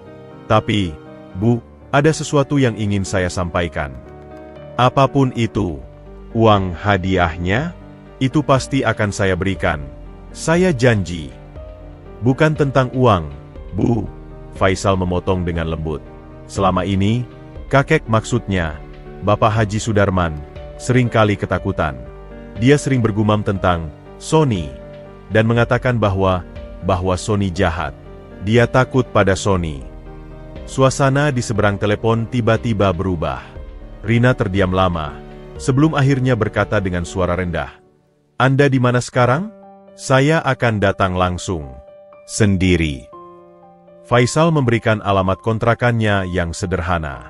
Rina berjanji akan segera berangkat dan meminta Faisal tidak memberitahu siapapun, terutama tidak pada Sony. Terima kasih, Pak Faisal. Terima kasih sudah merawat ayah saya, kata Rina sebelum menutup telepon. Suaranya penuh dengan emosi yang tertahan. Saat Faisal kembali ke kontrakan, kakek sedang asyik memainkan radio tua yang hanya bisa menangkap beberapa stasiun. Rudi, dengar, ini lagu kesukaan ibumu dulu, ujarnya dengan senyum lebar. Faisal duduk di sebelah kakek. Hatinya campur aduk. Kakek, sebentar lagi mungkin ada yang menjenguk kita. Siapa? Sony? Tanya kakek. Tiba-tiba wajahnya berkerut ketakutan. Bukan, Kek. Rina. Kakek mengulang nama itu, lalu tersenyum. Rina baik. Dia tidak pernah marah pada bapak. Kenyataan bahwa kakek bisa mengingat Rina dengan jelas sementara nama lainnya membuatnya takut, semakin meyakinkan Faisal bahwa keputusannya untuk menghubungi Rina adalah benar. Sementara itu, di rumah megah di kota sebelah, Rina tergopoh-gopoh mempersiapkan diri. Tangannya masih gemetar saat ia mengambil dompet dan kunci mobil. Mbak Surti yang melihatnya bertanya-tanya. Non Rina, ada kabar baik? Tanyanya penuh harap. Rina memeluk Mbak Surti erat. Ayah ditemukan. Dia masih hidup. Mbak Surti ikut menangis bahagia. Di mana? Non? Bagaimana keadaannya? Dia dirawat oleh seorang pemuda baik hati. Tapi, Mbak, jangan beritahu siapapun. Khususnya Sony. Pemuda itu bilang ayah sering ketakutan menyebut nama Sony. Mbak Surti mengangguk. Wajahnya serius. Saya paham, Non. Hati-hati di jalan. Perjalanan Rina ke kota sebelah terasa seperti perjalanan terpanjang dalam hidupnya. Setiap lampu merah terasa menyiksa. Setiap kemacetan membuatnya semakin gelisah. Pikirannya dipenuhi dengan bayangan tentang ayahnya. Apakah dia terluka? Apakah dia dirawat dengan baik? Mengapa dia bisa sampai di kota sebelah? Sementara itu, Faisal membersihkan kontrakan sebaik mungkin. Ia menyapu lantai, merapikan barang-barang, dan memandikan kakek dengan hati-hati. Ia ingin menunjukkan bahwa meski miskin, ia telah merawat kakek dengan penuh kasih sayang. Saya tidak mau pakai baju bagus itu, protes kakek saat Faisal mencoba mengenakannya ke meja yang masih bagus. Ini untuk tamu penting, Kek. Nanti Rina datang. Mendengar nama Rina, kakek akhirnya menurut. Wajahnya bahkan terlihat bersemangat. Rina datang? Benar. Rudi? Iya, Kek. Benar. Sore itu, ketika langit mulai berwarna jingga, sebuah mobil SUV mewah berhenti di ujung gang sempit tempat Faisal tinggal. Rina turun dengan wajah tegang. Matanya sembab namun penuh harap. Ia memandangi lingkungan kumuh itu dengan perasaan campur aduk. Sedih membayangkan ayahnya tinggal di tempat seperti ini, tapi juga berterima kasih karena ada yang mau merawatnya. Dengan langkah pasti, ia mengetuk pintu kontrakan nomor 7. Faisal membuka pintu, dan untuk pertama kalinya, dua dunia yang berbeda bertemu. Dunia kemewahan dan kesederhanaan, keputusasaan dan harapan, semua terangkum dalam satu ruangan sempit 3x3 meter itu. Dan di dalam, duduklah seorang kakek tunanetra yang tak tahu bahwa hidupnya akan segera berubah sekali lagi. Pintu kontrakan yang reot itu terbuka, mempertemukan dua dunia yang selama ini berjalan paralel tanpa pernah bersinggungan. Rina, dengan pakaian sederhana namun masih terlihat mahal, berdiri terpaku di ambang pintu. Matanya berkaca-kaca, menatap lelaki tua yang duduk di kasur lipat, wajah yang selama sebulan penuh ia rindukan, wajah yang ia kira sudah tidak akan pernah ia lihat lagi. "Ayah!" desisnya, suaranya serak oleh emosi yang tertahan. Kakek yang sedang asyik memainkan jari jemarinya, mendongak. "Siapa? Siapa di sana?" tanyanya, wajahnya berkerut kebingungan. Rina tidak bisa menahan diri lagi. Ia melangkah masuk, menjatuhkan diri berlutut di hadapan kakek itu, dan memeluknya erat-erat. "Ayah, ini Rina, anak ayah." "Rina? Rina?" Kakek mengulang nama itu. Tangannya yang keriput mulai meraba-raba wajah perempuan di depannya. Jari jemarinya yang dingin menyentuh pipi Rina yang basah oleh air mata. "Rina, anakku." "Iya, ayah. Saya Rina." Tangis Rina semakin menjadi, bahunya terguncang-guncang. "Kami mencari ayah kemana-mana. Sudah sebulan, kami pikir." Ucapan itu terhenti oleh isakannya. Faisal berdiri di dekat pintu, membiarkan adegan haru itu berlangsung. Dadanya terasa sesak oleh berbagai perasaan, haru, cemas, dan sedikit kehilangan. Ia melihat bagaimana kakek, yang biasanya kebingungan, kini tampak sedang berusaha mengingat sesuatu. "Rina, jangan menangis," kata kakek tiba-tiba, suaranya lembut. Tangannya yang masih meraba wajah Rina, kini menyeka air mata di pipinya. "Ayah di sini. Ayah tidak pergi." Rina menarik napas dalam-dalam, mencoba menenangkan diri. Ia memandangi ayahnya dari dekat. Wajahnya lebih kurut, rambutnya lebih acak-acakan, tapi ada kedamaian dalam ekspresinya yang tidak ia temui sejak lama. "Ayah, di sini. Bagaimana ayah bisa sampai di sini?" Kakek menggeleng. Wajahnya kembali berkerut kebingungan. "Saya tidak ingat. Rudi yang bawa saya ke sini." Rina menoleh ke Faisal untuk pertama kalinya sejak masuk. Matanya penuh rasa terima kasih yang dalam. "Anda, Faisal? Terima kasih. Terima kasih sudah merawat ayah saya." Faisal hanya mengangguk, tidak bisa berkata-kata. Ia merasa seperti pengganggu dalam reuni keluarga ini. "Tapi, ayah, kenapa ayah memanggil saya Rudi?" tanya Rina kembali pada ayahnya. "Rudi? Di mana Rudi?" Kakek tiba-tiba gelisah. Tangannya meraba-raba mencari sesuatu. "Jangan tinggalkan ayah, Rudi." Faisal segera menghampiri. "Saya di sini, Kek. Saya tidak pergi." Kakek langsung tenang, menggenggam tangan Faisal erat-erat. "Ini Rudi, anakku. Dia baik sekali. Selalu jaga ayah." Rina memandangi Faisal dengan perasaan baru. Ia melihat bagaimana ayahnya begitu bergantung pada pemuda miskin ini, bagaimana kepercayaan yang terbentuk antara mereka berdua. "Selama ini, ayah mengira Anda adalah Rudi, saudara laki-laki saya yang sudah meninggal?" tanya Rina pada Faisal. Faisal mengangguk pelan. "Sepertinya begitu, Bu. Kadang saya Rudi, kadang dia memanggil dengan nama lain. Tapi yang pasti, dia selalu takut ditinggal." Rina menunduk. Air matanya kembali menetes. "Rudi adalah kakak laki-laki saya. Dia meninggal dalam kecelakaan waktu remaja. Ayah tidak pernah bisa menerima kepergiannya." Faisal akhirnya mengerti. Dalam kebingungannya, kakek, Haji Sudarman, telah mencampuradukan masa lalu dan sekarang, mengira Faisal adalah anaknya yang telah tiada. "Selama sebulan ini, bagaimana ayah?" tanya Rina. Matanya memeriksa kondisi ayahnya dengan cermat. Faisal menjelaskan dengan singkat, bagaimana ia menemukan kakek di pinggir jalan, bagaimana ia membawanya pulang, kesulitan-kesulitan yang dihadapi, tapi juga kebahagiaan-kebahagiaan kecil mereka berdua. Ayah sering mimpi buruk tentang Sony, tambah Faisal hati-hati. Selalu bilang Sony jahat, takut pada Sony. Rina menghela napas berat. Saya tahu. Itu yang ingin saya bicarakan dengan Anda. Ia memandangi ayahnya yang kini sedang asyik memegangi tangan Faisal dan tangannya sendiri. Ayah punya penyakit pikun yang semakin parah. Tapi ingatannya tentang Sony, itu ada alasannya. Faisal ingin bertanya lebih lanjut, tapi tiba-tiba kakek menyela. Rina, kamu lapar tidak? Rudi masak bubur enak sekali, ujar kakek dengan polosnya. Rina tersenyum getir sambil menggenggam tangan ayahnya. Tidak, ayah. Rina tidak lapar. Ia memandangi kontrakan yang sempit dan sederhana ini, lalu kembali pada Faisal. Anda sudah berkorban banyak untuk ayah saya. Padahal Anda sendiri sedang kesulitan. Ya. Faisal menunduk. Malu. Saya cuma berusaha melakukan yang terbaik, Bu. Dan hadiah sayembaranya, 500 juta. Itu akan saya berikan pada Anda. Anda pantas menerimanya.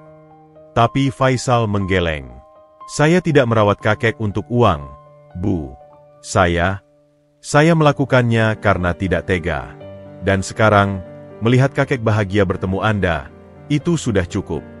Perkataan itu membuat Rina terharu. Di dunia di mana keluarganya sendiri saling berseteru karena uang, seorang pemuda miskin justru menolak hadiah besar dengan alasan yang tulus. Tapi, saya tidak bisa membiarkan Anda tidak mendapatkan apa-apa setelah segalanya, bantah Rina. Faisal memandangi kakek yang kini tersenyum bahagia, memegangi tangan anaknya dan Faisal secara bergantian. Kakek sudah seperti keluarga bagi saya, Bu. Merawat keluarga tidak perlu imbalan. Rina diam sejenak, lalu tiba-tiba berkata, bawa saja ayah saya pulang. Tapi, Anda ikut dengan kami. Anda yang paling dia percayai sekarang. Tawaran itu mengejutkan Faisal. Tapi sebelum ia bisa menjawab, suara marah terdengar dari luar pintu. Jadi benar, kau sembunyikan ayah di sini. Sony berdiri di pintu dengan wajah merah padam. Matanya melotot penuh kemarahan. Udara di dalam kontrakan yang sempit itu tiba-tiba menjadi tegang, seolah membeku oleh kemunculan Sony yang tak terduga. Wajahnya yang merah padam dan mata yang melotot membuat Faisal secara refleks melangkah maju, melindungi kakek yang duduk di kasur. Sony, kau ikuti aku, teriak Rina, bangkit berdiri dengan wajah marah. Tentu saja aku ikuti kau. Sejak kau terburu-buru keluar rumah dengan wajah aneh, aku curiga. Hardik Sony, langkahnya memasuki kontrakan tanpa permisi. Matanya yang penuh kebencian menyapu ruangan kumuh itu sebelum tertuju pada ayahnya. Dan ternyata benar, kau sembunyikan ayah di tempat comotan seperti ini. Kakek, yang mendengar suara Sony, langsung menggigil ketakutan. Tangannya menggenggam erat lengan Faisal. Jangan mendekat, gumamnya dengan suara bergetar. Sony, keluar dari sini. Ayah takut padamu, seru Rina, berdiri di antara Sony dan ayah mereka. Sony menyeringai sinis. Ayah takut padaku? Atau kalian yang telah memanipulasi pikunnya untuk menjelekkan aku? Ia menuding Faisal. Dan kau? Siapa kau? Penipu yang mau mengeruk keuntungan dari keluarga kami. Faisal, meski jantungnya berdebar kencang, berusaha tetap tenang. Nama saya Faisal. Saya tidak memanipulasi siapapun. Saya hanya merawat kakek karena tidak tega melihatnya terbengkalai. Merawat? Atau menyandera? Sergah Sony dengan nada mengejek. Kau pikir kami bodoh? Kau tunggu sampai sayembara diumumkan baru menghubungi kami. Kau jelas mengincar uangnya. Itu tidak benar, balas Faisal. Suaranya mulai meninggi. Saya baru tahu tentang sayembara itu 2 hari yang lalu. Dan saya yang menghubungi Ibu Rina, bukan Anda. Rina melangkah lebih dekat pada Sony. Dengarkan aku, Sony. Faisal ini pemuda baik. Dia telah merawat ayah dengan tulus selama sebulan penuh tanpa tahu siapa ayah sebenarnya. Kau terlalu naif, Rina. Sonny menggeleng dengan wajah muak. Dia hanya pura-pura baik untuk mendapatkan kepercayaan ayah. Lihat. Ia menunjuk pada Faisal yang masih berdiri melindungi kakek. Dia bahkan sudah berhasil membuat ayah menganggapnya sebagai anak. Kakek tiba-tiba bersuara. Suaranya lemah tapi jelas. Sonny, jahat. Kamu tinggalkan ayah. Sonny terkesiap. Wajahnya berubah pucat. Ayah, jangan percaya omongan orang. Mereka yang memanipulasi ayah. Bukan omongan orang, batah kakek. Tangannya menunjuk-nunjuk tanpa arah. Kamu, bawa perawat, bawa koper hijau. Mau paksa ayah tanda tangani. Rina memandang Sonny dengan kemenangan. Dengar itu, Sonny, ayah masih ingat. Kau dan perawat itu meninggalkan ayah di tempat asing sengaja agar ayah tidak bisa pulang. Sonny tertawa getir. Ayah sudah pikun. Omongannya tidak bisa dipercaya. Dan kau, Rina, lebih mempercayai orang luar daripada adikmu sendiri. Karena selama ini yang kau lakukan hanya mencurigai. Teriak Rina, tidak lagi bisa menahan amarah. Uang perusahaan yang hilang. Koper hijau. Pak Hasan yang tiba-tiba kecelakaan. Semuanya mengarah padamu. Faisal, yang selama ini diam, tiba-tiba teringat sesuatu. Kakek, dia sering bicara tentang sesuatu yang disembunyikan. Di bawah lantai. Sonny tiba-tiba menjadi sangat pucat. Apa yang kau katakan? Rina menangkap perubahan ekspresi Sonny. Apa yang ayah sembunyikan? Sonny, apa yang kau takutkan? Tidak ada apa-apa, sangkal Sonny, tapi suaranya gemetar. Kakek tiba-tiba bersuara lagi, kali ini dengan suara yang lebih jelas. Di bawah ubin. Surat untuk Rina, wasiat. Rina memandang Faisal. Apa yang ayah maksud? Faisal segera berlutut di dekat tempat tidur dan mengetuk-ngetuk ubin-ubin lantai. Salah satu ubin dekat kepala tempat tidur berbunyi kosong. Dengan susah payah, ia berhasil mengangkat ubin itu. Di bawahnya, tersembunyi sebuah kotak besi kecil. Sonny mendesah putus asa. Tidak. Rina mengambil kotak itu. Kotanya terkunci, tapi ada sebuah kunci kecil terselip di sampingnya. Dengan tangan gemetar, ia membuka kotak itu. Isinya membuatnya terengah-engah. Sebuah surat wasiat yang jelas menyebutkan bahwa seluruh aset Haji Sudarman, termasuk perusahaan, diwariskan kepada Rina. Sonny hanya mendapat bagian kecil. Juga ada surat pernyataan dari Haji Sudarman yang masih dalam kondisi sadar, menyatakan ketidakpercayanya pada Sonny dan menuduhnya telah menyalahgunakan dana perusahaan. Jadi ini yang kau sembunyikan, Sonny. Rina berbisik. Matanya berkaca-kaca. Kau mencoba mengucilkan ayah agar wasiat ini tidak pernah terungkap. Sonny terduduk di lantai. Wajahnya hancur. Ayah sudah pikun. Dia tidak tahu apa-apa. Perusahaan akan bangkrut di bawah kepemimpinanmu. Bukan kepemimpinan yang salah, Sonny. Tapi kau yang menguras perusahaan untuk kepentingan pribadi. Hardik Rina. Faisal berdiri di samping kakek, memeluk bahunya yang masih menggigil. Ia merasa seperti tidak seharusnya menyaksikan konflik keluarga ini, tapi di sisi lain, ia lega karena kebenaran akhirnya terungkap. Ayah, maafkan saya, bisik Sonny tiba-tiba, suaranya parau. Saya hanya takut miskin lagi. Seperti waktu kita kecil dulu. Kakek, yang mendengar suara Sonny, tiba-tiba mengulurkan tangannya. Sonny, anakku, jangan takut. Kedua anak Haji Sudarman itu terpaku. Bahkan dalam kebingungan dan ketakutannya, ayah mereka masih menunjukkan kasih sayang pada anak yang telah berkhianat. Rina menatap adiknya yang kini terduduk lesu di lantai. Aku akan laporkan ini pada polisi, Sonny. Tapi, mungkin tidak sekarang. Pertama-tama, kita harus membawa ayah pulang. Sonny mengangguk pelan. Air mata akhirnya menetes di pipinya. Aku minta maaf. Kak, aku minta maaf. Ayah. Faisal memandangi keluarga yang berantakan ini dengan perasaan haru. Ia tahu, inilah saatnya untuk melepas. Kakek, maksud saya, Bapak Haji Sudarman, sebaiknya dibawa pulang. Dia butuh perawatan yang lebih baik. Rina memandangi Faisal dengan mata berbinar. Dan kau akan ikut dengan kami. Ayah butuhmu. Keluarga kami butuh seseorang sepertimu. Di tengah kehancuran sebuah keluarga, di sebuah kontrakan kumuh yang sempit, sebuah permulaan baru sedang lahir. Dan untuk Faisal, hidupnya tidak akan pernah sama lagi. Suasana di dalam kontrakan yang sempit itu berubah drastis. Kemarahan dan konfrontasi yang tadinya memenuhi ruangan, kini berganti dengan keheningan yang berat, hanya diselingi oleh isakan Sony yang tak tertahankan. Rina masih memegang erat kotak besi dan dokumen-dokumen yang baru saja ditemukan. Tangannya gemetar, bukan lagi karena marah, melainkan karena terbebani oleh kebenaran yang pahit.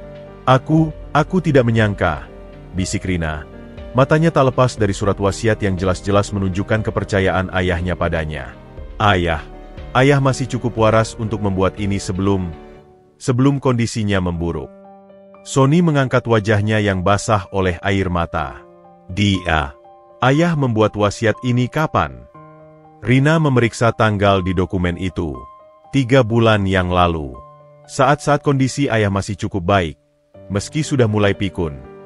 Ia menatap adiknya dengan sedih. Saat itu kau sudah mulai menarik dana perusahaan untuk kepentingan pribadi, bukan? Sony mengangguk pelan. Wajahnya dipenuhi penyesalan. Aku terlibat utang judi yang besar, Rin. Aku mencoba menutupinya dengan dana perusahaan, berharap bisa mengembalikannya sebelum ketahuan. Tapi utangnya malah semakin besar, dan kau semakin dalam menguras perusahaan. Sambung Rina dengan nada datar, bukan lagi menuduh, melainkan menyatakan fakta. Sony mengangguk lagi, tak mampu berkata-kata. Sementara itu, Faisal masih duduk di samping kakek, Haji Sudarman, yang tampaknya tidak sepenuhnya memahami drama yang sedang terjadi. Tapi anehnya, wajahnya terlihat lebih tenang, seolah sebuah beban berat telah terlepas dari pundaknya. Rudi, bisik kakek, tangannya meraba mencari Faisal.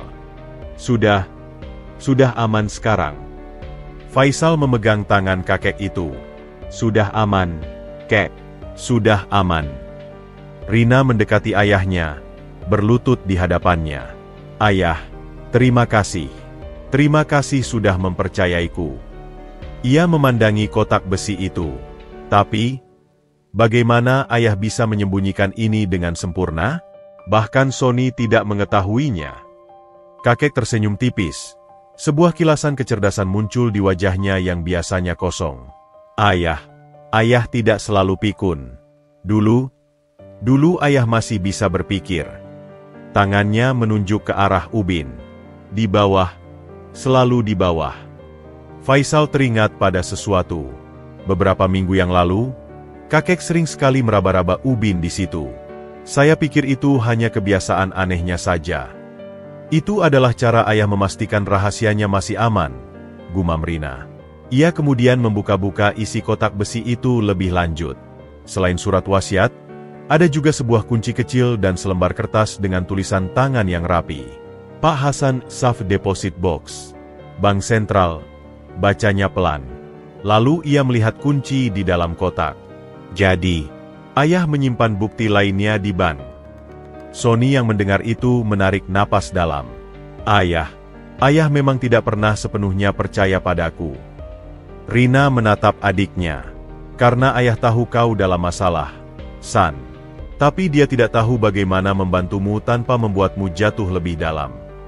Air mata kembali mengalir di pipi Sony. Ayah selalu mencoba melindungiku, bahkan saat aku sudah menjadi seperti ini.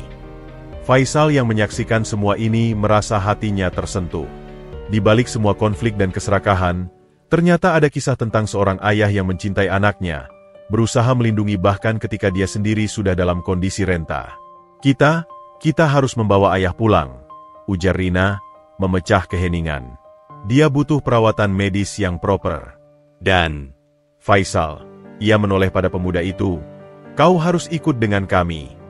Faisal menggeleng. Saya tidak pantas, Bu. Saya hanya orang biasa. Kamu adalah malaikat bagi keluarga kami, bantah Rina. Tanpa kamu, ayah mungkin sudah tidak ada, dan kebenaran ini tidak akan pernah terungkap.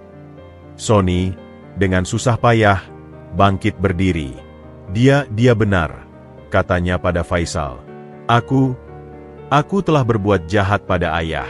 Tapi kamu, yang bahkan tidak kenal dia, merawatnya dengan tulus. Ia menunduk. Terima kasih, dan maafkan aku untuk tadi. Faisal terkejut dengan perubahan sikap Sony. Mungkin, pengungkapan kebenaran ini telah membuka mata pria itu. Kakek tiba-tiba memegang tangan Faisal. Rudy, ikut dengan kita. Jangan tinggal di sini. Rina tersenyum.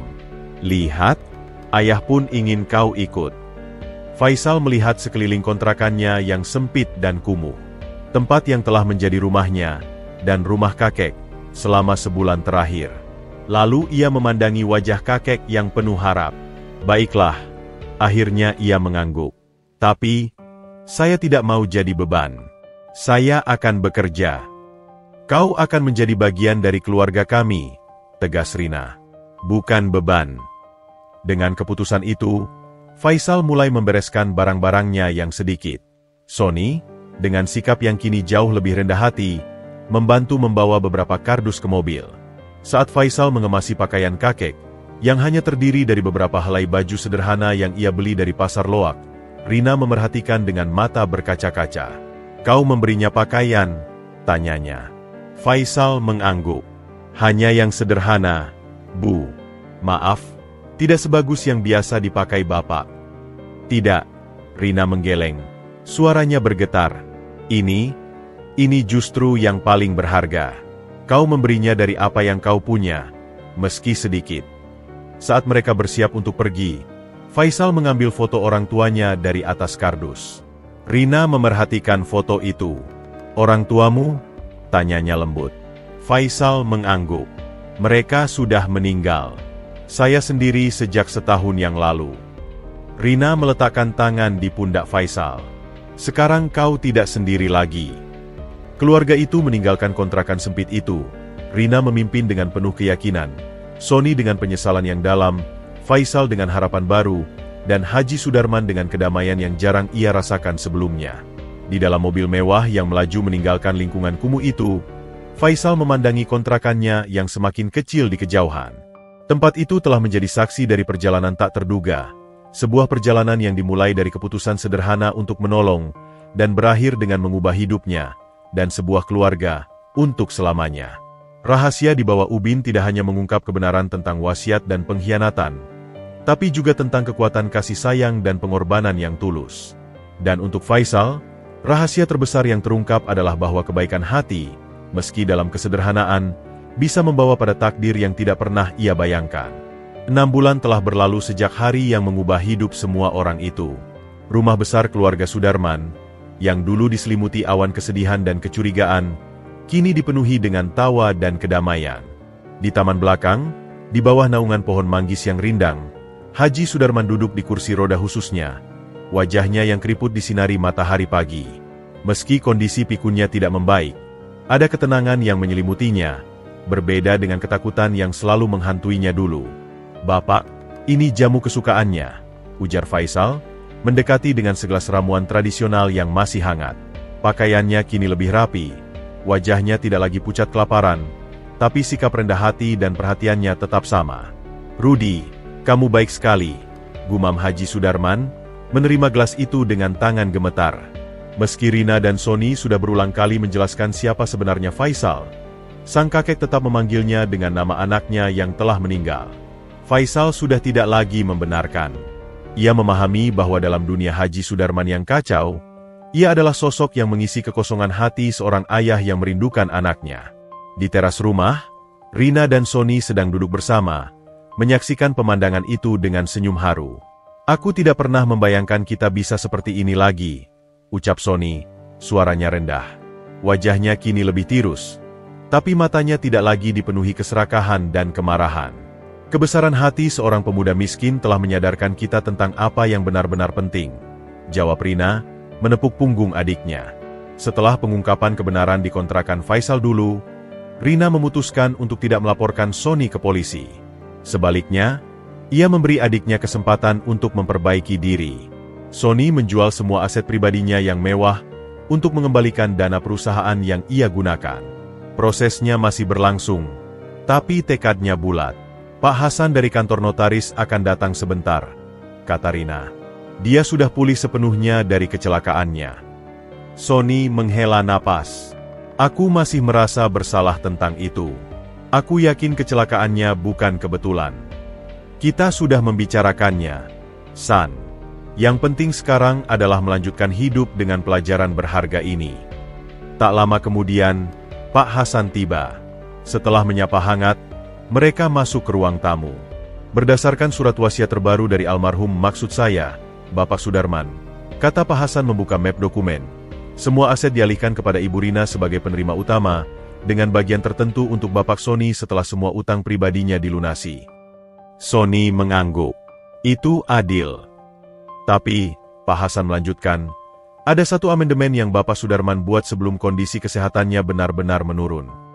Ia mengeluarkan selembar kertas. Dia meminta agar sebagian saham perusahaan, tepatnya 10%, diberikan kepada Faisal. Mendengar namanya, Faisal yang baru saja masuk terkesiap. Saya? Tapi itu tidak perlu, Pak. Ini wasiat Bapak Sudarman, tegas Pak Hasan. Dia bilang, siapapun yang dengan tulus merawat orang tua yang bukan keluarganya sendiri, pantas menjadi bagian dari keluarga itu. Rina tersenyum. Ayah benar. Kau sudah menjadi bagian dari keluarga kami, Faisal. Faisal tercengang.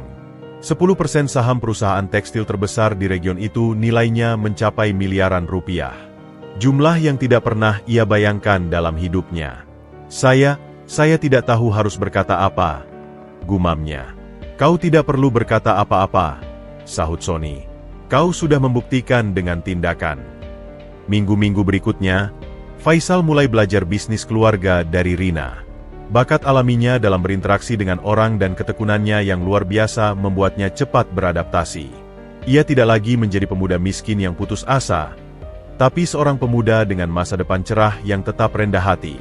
Suatu sore, saat Faisal mendorong kursi roda Haji Sudarman di sekitar taman, sang kakek tiba-tiba berkata dengan suara jelas, "Faisal." Faisal terkejut. Ini pertama kalinya kakek memanggil namanya dengan benar. "Kakek. Kakek ingat nama saya?" tanyanya. Haji Sudarman mengangguk pelan. "Kau, anak baik, bukan Rudi." Tangannya yang keriput memegangi tangan Faisal.